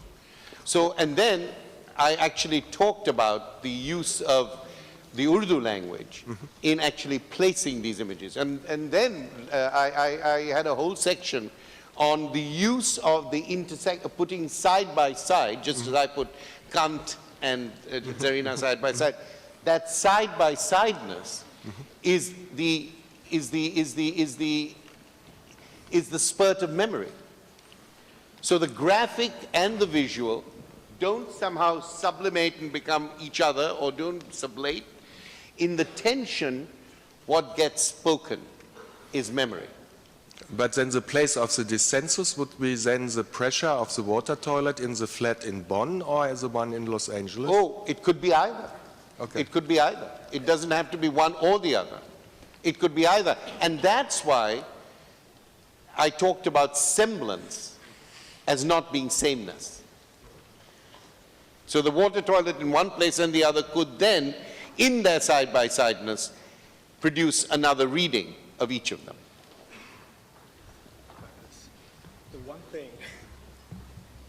The one thing we unfortunately can't have is the simultaneity of performances. So I hate to be the time management bureaucrat, but we're going to segue.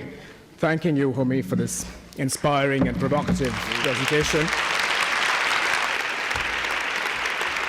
I'm going to call on Maria to introduce our next speaker. Thank you so very much. Thank you. Thank you very much. Thank you very much. And before you take it to the exhibition hall, as the program announces, I would like to ask you to stay here. We relocated the next contribution to this room. I think the last part of the conversation announced the next contribution by Piotr Piotrowski beautifully, because it's titled Global Agoraphilia, within the strand of dissident knowledges, to add to this assembly of voices some sort of insurgent interruption, if you will. And I'd like to just briefly introduce Piotr, who is a professor at Adam Mickiewicz University in Poznan and former chair of the art history department. In 2012, he was visiting professor here in Berlin at Humboldt University. And in 2009-2010, he was director of the National Museum in Warsaw. Piotr, please join the stage. Thank you.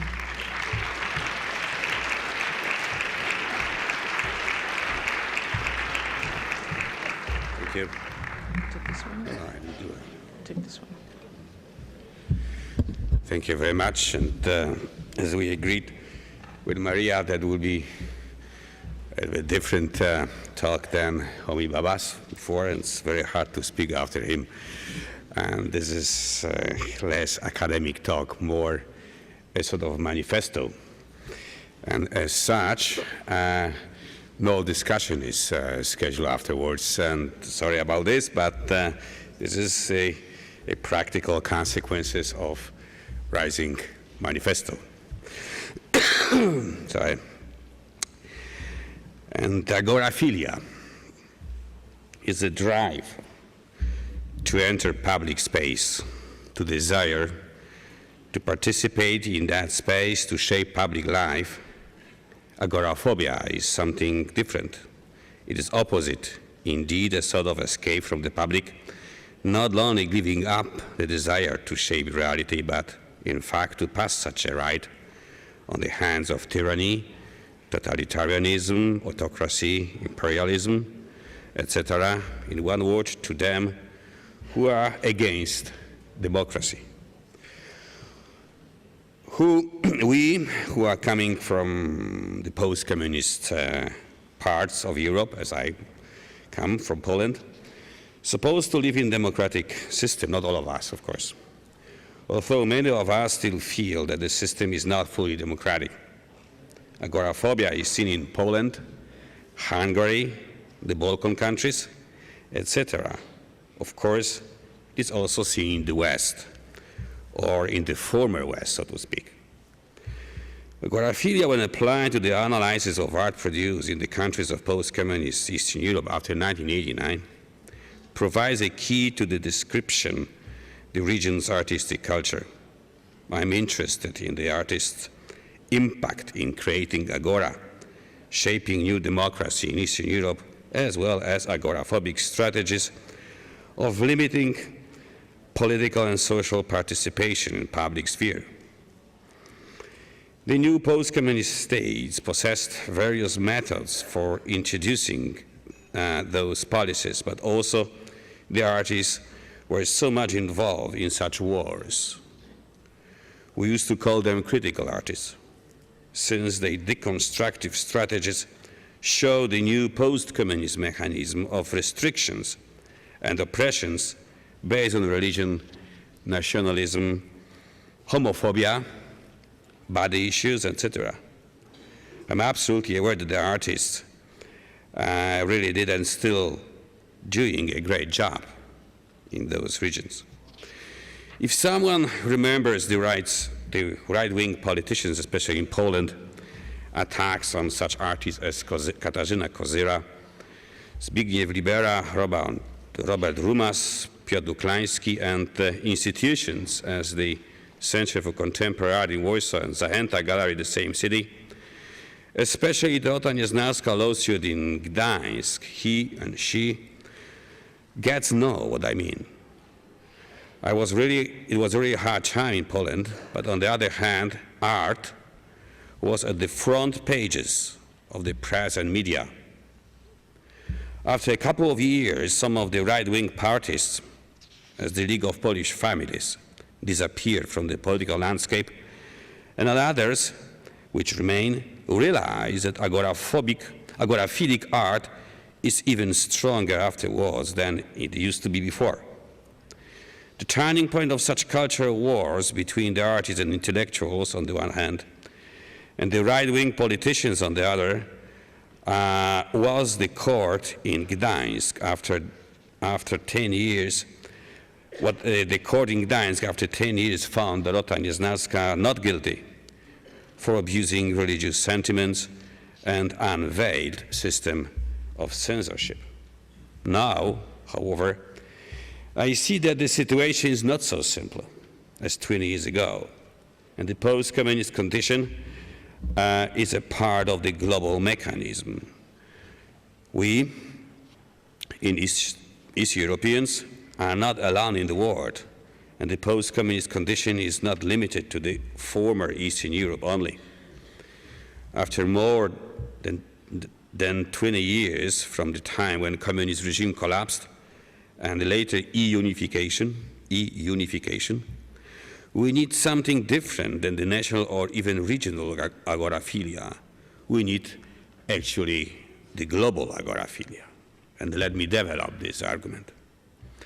There is no democracy in any one specific country. Because of globalization, each country is tied up with another one. Even Hungary, democracy is in danger, and it is in danger.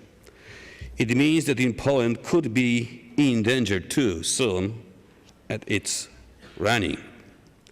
Right now, we are already hearing some voices that Poland should follow Hungary, and the Fidesz government, and Warsaw must be the second Budapest.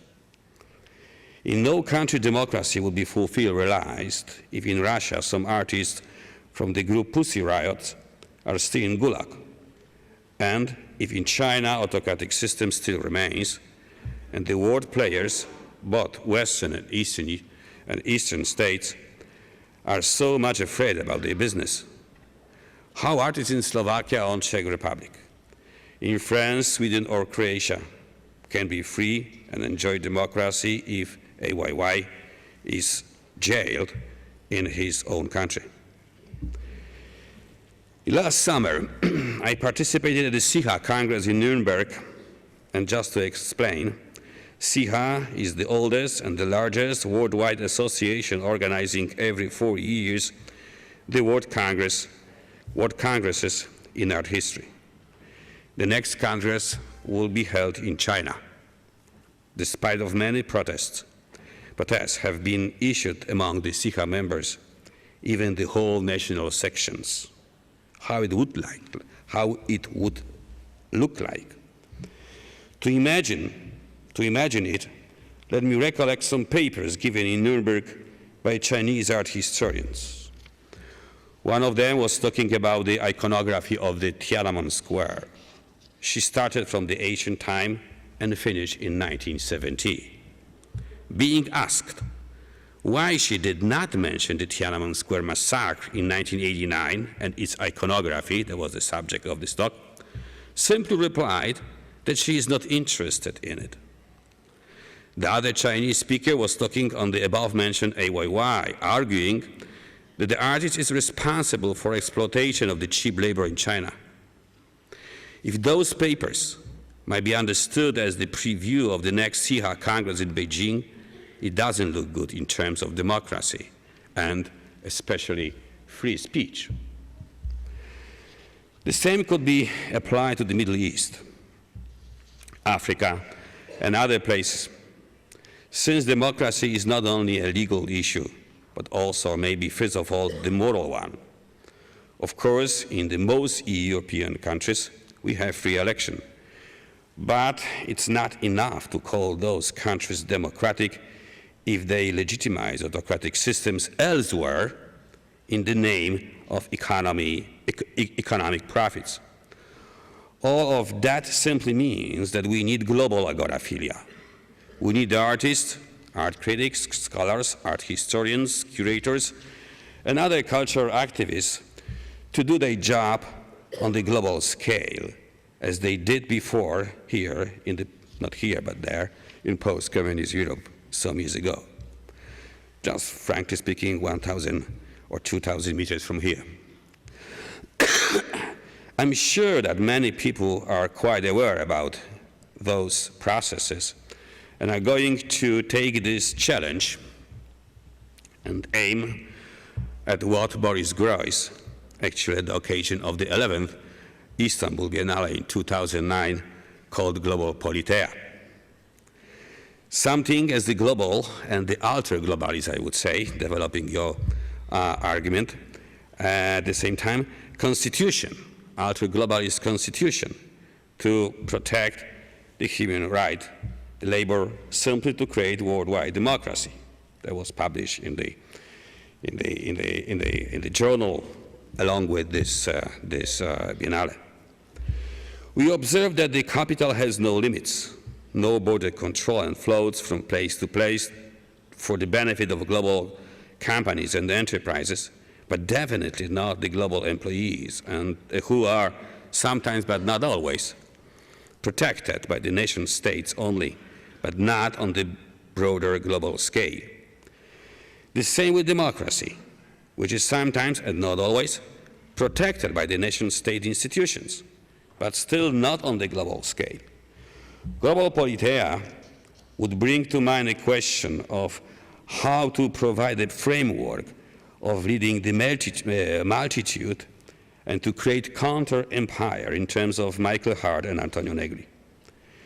In one word, global politeia is a goal of agoraphilic activities.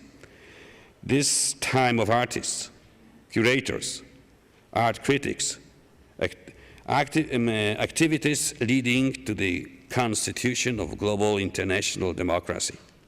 And the Biennale or other mega exhibitions might be a platform on which such processes would be done. Although we used to overestimate the role of art and art institutions, in reality, nevertheless, many people share the idea that the world exhibitions are the right place to perform democratic activities, something I call here global agoraphilia. Just a few examples. Ranjit Hoskot, who was here a few minutes ago, claims, referring to the 7 biennial Gwangju in South Korea, that low-budget exhibitions as such could serve as the biennials of resistance. Thomas Phillips, referring to the Dakar Biennial, Art, argues that it could be one of the zones of contacts, which actually was the title of the first Sydney Biennale, 2006. Even Charles Escher, writing on the third Havana Biennale in 1989, in the country which is definitely not democratic for decades, sees there a sort of possibility of the global multicultural democratic form. The most, however, developed argument for the idea of mega exhibitions could be that mega exhibitions could be counter-hegemonic or counter-normative, and as such, the right place of global agoraphilia is given by Onkui Enwetsor. It's worth to come closer to his argument. The framework of his way of thinking is a concept of diasporic public sphere. There was a quotation. Drawn from Arjun Apuradai's writings, it means more or less that global hybrid cultures question many traditional oppositions, that is, between center and periphery, local and global, national and regional, etc. In one word, the sphere of cultural translation and negotiations. Onkui Enwetsor is arguing that biennials and other large international exhibitions, thus, are places of encounter between many different cultures. They are doing so, and they are visible through the domain of spectacle or spectacularization of art and culture. This process used to give artists a strong voice and provides a great opportunity to the worldwide distribution of their products. The receivers of the messages are not necessarily professionals, rather the general audience from around the world, thanks to tourism, mass communications, etc., living also, according to him, in diasporic cosmopolitan sphere. Finally, these agoraphilic attitudes are spreading out and can influence people, eventually to create global politeia. However, there are some who do not share such a theory or even question its premises. George Baker, in his polemical contribution to the issue, is arguing that the huge international exhibitions are too big, and people usually are not able to see them, at least not the whole event. He is skeptical that mega exhibitions address the general audience, rather mostly the art world itself. He also disagrees that diaspora can be seen as the framework of huge international exhibitions. It is indeed the global phenomena, however, not at the same level as the exhibition business. The former is a challenge to the latter, since the latter is a sort of Western strategy to keep its hegemony rather than to subvert it. Finally, Baker doubts that the spectacle could help to distribute rebellious attitudes. Rather, it disarms them according to the logic of the society of spectacle described by Guy Debord. His arguments against mega international exhibitions organized around the world, such as many biennials, documenta, etc., Charles Joaquin Barrientos, who sees in such events a process of re-Westernization rather than a critique of the hegemony of the West. My own position is closer to Enwetsor than to skeptical Baker. However, let me repeat, we should not overestimate the role of art exhibitions in creating international global democracy. I'm aware, however, that thousands of people visiting documenta or some biennials, as for example Istanbul biennial I mentioned above, are learning a critical way of thinking, although not all of them, of course. And this is one channel of global agoraphilia. To illustrate this argument, I would like to point here the 7 Berlin Biennale curated by Artur Zmieski and Joanna Warszaw last year under a very striking title, Forget Fear, who made 2 simultaneous gestures. On the one hand, this is the first, they neutralized the meaning of our theory understood in terms of self-ruling activities. And this is the second, they instrumentalized, this is very important, instrumentalized art institutions on the other in order to use their symbolic capital in more or less direct political actions. I choose this biennial since, many people from Berlin, of course, remember the debate which was which was conducted along this Biennale. The former, the instrumentalization of art institution, of course, is nothing new. The first one, the neutralization or the meaning of art theory is nothing new. It comes from 1968 revolt, theorized, among others, by Victor Bergin in his book, The End of Art Theory, published in the following years, and showed this process quite clearly. It was picked up later by Hans Belting, while observing the end of art history, what means the end of autonomous sphere, usually separated from other knowledge, such as especially cultural anthropology. Developing that way of thinking and observing contemporary art scene, he has been, Belting, arguing that the global art is at the same time both post-historical and post-historical since Western art historical methodology is not useful in analyzing, and post-ethnic since the same we can say about Western ethnography.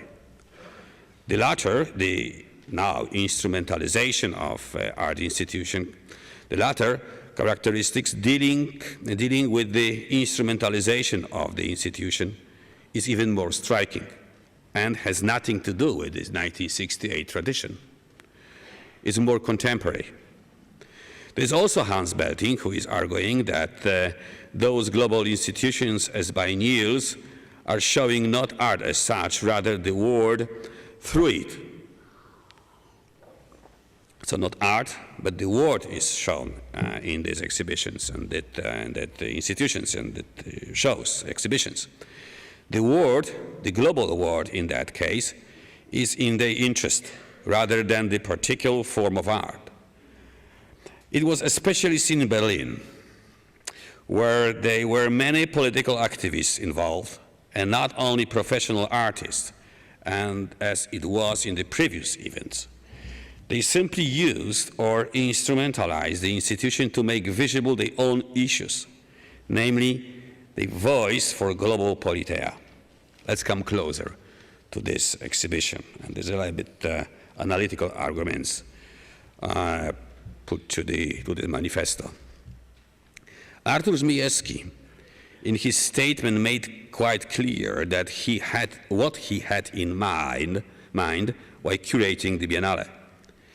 He is against artists understood as object makers, against curators administrating them, against art which is for art's sake and not changing the world. He is against art activities understood as raising questions for whom no one even tries to answer. He is saying that we need answers, and more, even more, we need political actions changing reality. In one word, we do not need art that represents politics. Rather, we need politics that can change the world using artistic methods. This is his idea. It's quite an agoraphilic statement. I think the point of this program was made by a friend of him, another well-known Polish artist, namely Paweł Althammer, who suggested that instead of sending to the zones of conflicts military troops, the artists should be sent there. They are, according to Althammer, much more effective in solving problems using paint, brushes, pencils, performing or talking to the people than soldiers with guns. Being asked in the interview, who is he, who is Althammer, who is he, a doctor, a therapist, a social worker, he explained that being called an artist, and I quote him, is merely a camouflage that helps him to sidestep the accusation that I am crazy, end of quote. A good point, maybe. He pointed at the same time the idea that art can more, since it has a sort of licentia poetica, to make crazy things. which could be finally more effective than the so-called realpolitik.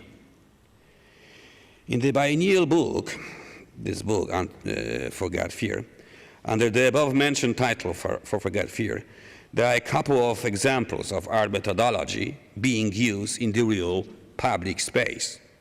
One of them is a story of the mayor of Bogota, Antanas Mokus, who confirmed on his own example that such methods are more useful in fighting with the city crimes than the police troops. It is quite striking that in the city he was governing with those unusual methods such as performance, visual communication, distributing slogan objects, or joyful plays. The crime has been reduced. This concept does not fall out of the blue. Some years ago, author Żmijewski wrote a manifesto, Applied Social Arts. In defining his program, Żmijewski starts with several negative assumptions. One of them is art's shameful adventure with propaganda, namely its involvement in party politics of the fascist as well as communist totalitarian states. This adventure has engendered a lack of enthusiasm for political engagement in art and has given rise to the dominance of autonomy as the ideology of art's purity or art for art's sake. The second negative point of reference is provided by the dialectic relationship between rebellion and responsibility, two concepts that describe art's alienation. Responsibility provides a rationale for art's engagement or its usage in many spheres of social life. However, such use does not undermine its autonomy. By contrast, rebellion provides a safety valve that prevents art's usage by various power structures and grants artists the independence. But such dual role does not overcome artist's alienation. On the contrary, it reinforces it by branding him as ignorant and illiterate. The artist is someone who cannot be taken seriously within many areas of social life. He may produce knowledge and politics, but does not control his own products, which consequently are not taken seriously by the society. Moreover, the experts in particular fields do not find the art language persuasive, and hence they do not respect it. It is too artistic, which means that its meanings are related to something other than knowledge or politics. That is why politicians and academics treat the artist as ignorant and illiterate. The next negative reference is provided by an understanding of art as a form of viral infection. This understanding conceives art as something that interrupts normal functioning of a society. It is something that creates infections that often cannot be controlled. However, Żmijewski argues that this does not have to and should not to be the case. He proposes replacing the metaphor of a virus and with that of function that calculates means and methods of work in order to achieve a desired effect. Art that uses science as a model will produce knowledge in controlled manner. How such a thing could be accomplished? Żmijewski provides several theoretical perspectives. Above all, he claims that art autonomy should be instrumentalized and should no longer function as the guarantee of ideological purity. It should become one of the tools available to the artist. The next step must involve the artist's entry into the other fields, especially science and politics, as an equal partner. This would mean that criteria used to evaluate art would have to be adjusted to fit the requirements of science, explanation, or politics, effectiveness. The frame of reference would not be provided by art history, but by knowledge or science. This would also mean that some concepts traditionally used to evaluate art practice would have to change their function. For example, autonomy would not signify extreme individualism, but freedom of choice. Originality would provide evidence of innovation rather than complete novelty. Obscurity would announce difficulty in communication rather than a lack of legibility. Risk, which is associated in art history with uselessness, would become useful. As a result, art could become useful and effective in explaining the transforming reality. This is the program of Agoraphilia. And this program Żmijewski wanted to test not only as an artist, but also as a curator of the seventh Berlin Biennale. On the exhibition in Kunstwerke, there were many things clearly justifying global agoraphilia. The most visible, perhaps, was the Occupy movement incorporated into the Biennale structure. The presence here was rather symbolic than political. The real action, however, was an appearance of the Occupy Museum movement from New York in Berlin Pergamon Museum, demanding to give back all of art pieces collected by the museum to the countries of their origins. There are also some documentaries showing some real political actions, as for example Breaking the Newsroom, showing different demonstrations from around the world. Another one, Focus Belarus, cartoons designed by Marina Neprushkina and smuggled to Belarus, recently the most or the hardest regime in Europe. In Berlin, the aim of this project was to inform the people about the situation in Belarus. But in Belarus, where these cartoons have been smuggled, where the situation is quite well known, it aimed at forgetting fear, supporting the political opposition, fighting with the dictatorship, but also raising a question of the future. That is democracy, which is not necessarily should go together with neoliberal economic system. Maybe the most unusual event in the framework of Biennale was the New World Summit, organized by Dutch artist Jonas Staal. It was something as a terrorist congress. However, not real terrorists took part in it, but the legal representatives of organizers of organizations recognized by the US and the EU as terrorists. The issue here was a question why some of them are recognized as such, and what is the real purpose of it, both in America and Europe. What does it mean to the entire world? Some speakers showed that many groups recognized as terrorists do fight for democracy against oppression of state terror, and the above-mentioned recognition as terrorist organization is a function of politics of hegemonic countries rather than real political goals of particular organization.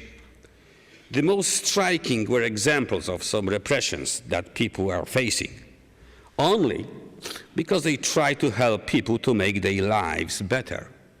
For example, 2 guys from Texas are jailed for 65 years, just because they wanted to create the Holy Land Foundation in order to provide medical aid and to help to build hospitals in Gaza. Since Hamas is the legal and democratic elected representative of Palestinians living there, the foundation was in contact with it, this obviously, and that was a background of the lawsuit and sentenced them. It is obvious that such a Congress was possible under the sponsorship of art institution only, bearing a particular licentia poetica and providing symbolic capital to distribute its ideas. It is a very good example of a process of instrumentalization or instrumentalizing art and art institutions in order to achieve political goals. The New World Summit was not the only Congress organized in the framework of Biennale. The other one I would like to mention here was the meeting of Jewish Renaissance movement in Poland, organized by Israeli artist Yael Bartena. She is quite well known in Poland because of her films showed even in the official exhibition in Polish pavilion in Venice Biennale, the 2011. Whether the appeal of returned Jews to Europe and Poland in particular, when 6 million Jews were killed by the Nazi, including more than 3 million Polish Jews, and which is almost entire pre-war Jewish population. So, whether this appeal is realistic or not, this is a different question. But it is definitely a strong impact to the discussion of the absence in the country. On the occasion of this meeting, Sławomir Sierakowski, a leader of Krytyka Polityczna, political critique, the journal and the left-wing movement popular among mostly, if not only, among young intelligentsia, proposed the global constitution, something exactly what was mentioned before, the global politaire, where one of the crucial issues is a question of global citizenship, which would mean a right to live in one's own home. While Jews, after years of living in diaspora, finally found their homes, whether it is comfortable or not, this is a different question, Palestinians lost it.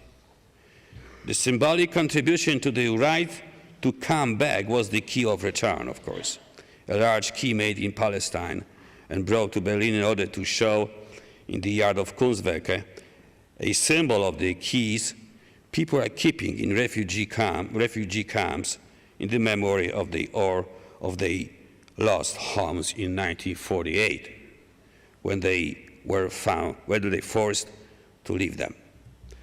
But the key of return and Yael Bartena's project of returning Jews are showing that such actions are still symbolic and not real, unfortunately.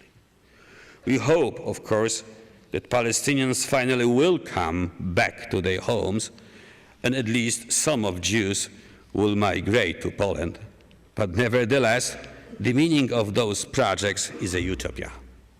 However, we need a utopia, which is not necessarily a place of nowhere, but guidepost where to go. This is what Agoraphilia needs. Maybe more realistic, or at least optimistic, is what Immanuel Wallenstein suggests. Instead of a utopia, he is talking of a utopistics. Generally speaking, it means that the utopia is just an idea, while the utopistics is the analysis of social, political, and economical situation in order to create the most possible processes taking place in the future. In other words, while the first is an idealist vision of the future, the latter is the real possibility based on scientific research of the so-called world system in the longue durée perspective. He is arguing, thus, that now we are at the turning point of the world economy, facing the end of capitalism and emerging something new. How it would look like, what it could be, there is, of course, not a definite answer for that. Somehow it depends on us. It means that not only we can expect the new system as better and more democratic, but if we do like such a system, we have to work in order to help it to come true. Although the distinction between a utopia idealism and utopistic rationalism is not entirely clear for me, and all his argument, especially when he is talking about the future, looks speculative, I'm sure that we can do something in order to improve democracy. Definitely more than just to vote every couple of years for some politicians. Although I'm not going to overestimate the role of art in a process to create the global politeia, I'm convinced that the global agoraphilia is a strategy or attitude or a method to create art as well as art events, small and large exhibitions, both local and global, is an important means to achieve the new world system, more democratic, more fair, equitable, etc. In one word, I believe more in artists than military troops, especially those who share the idea of global agoraphilia. Thank you very much.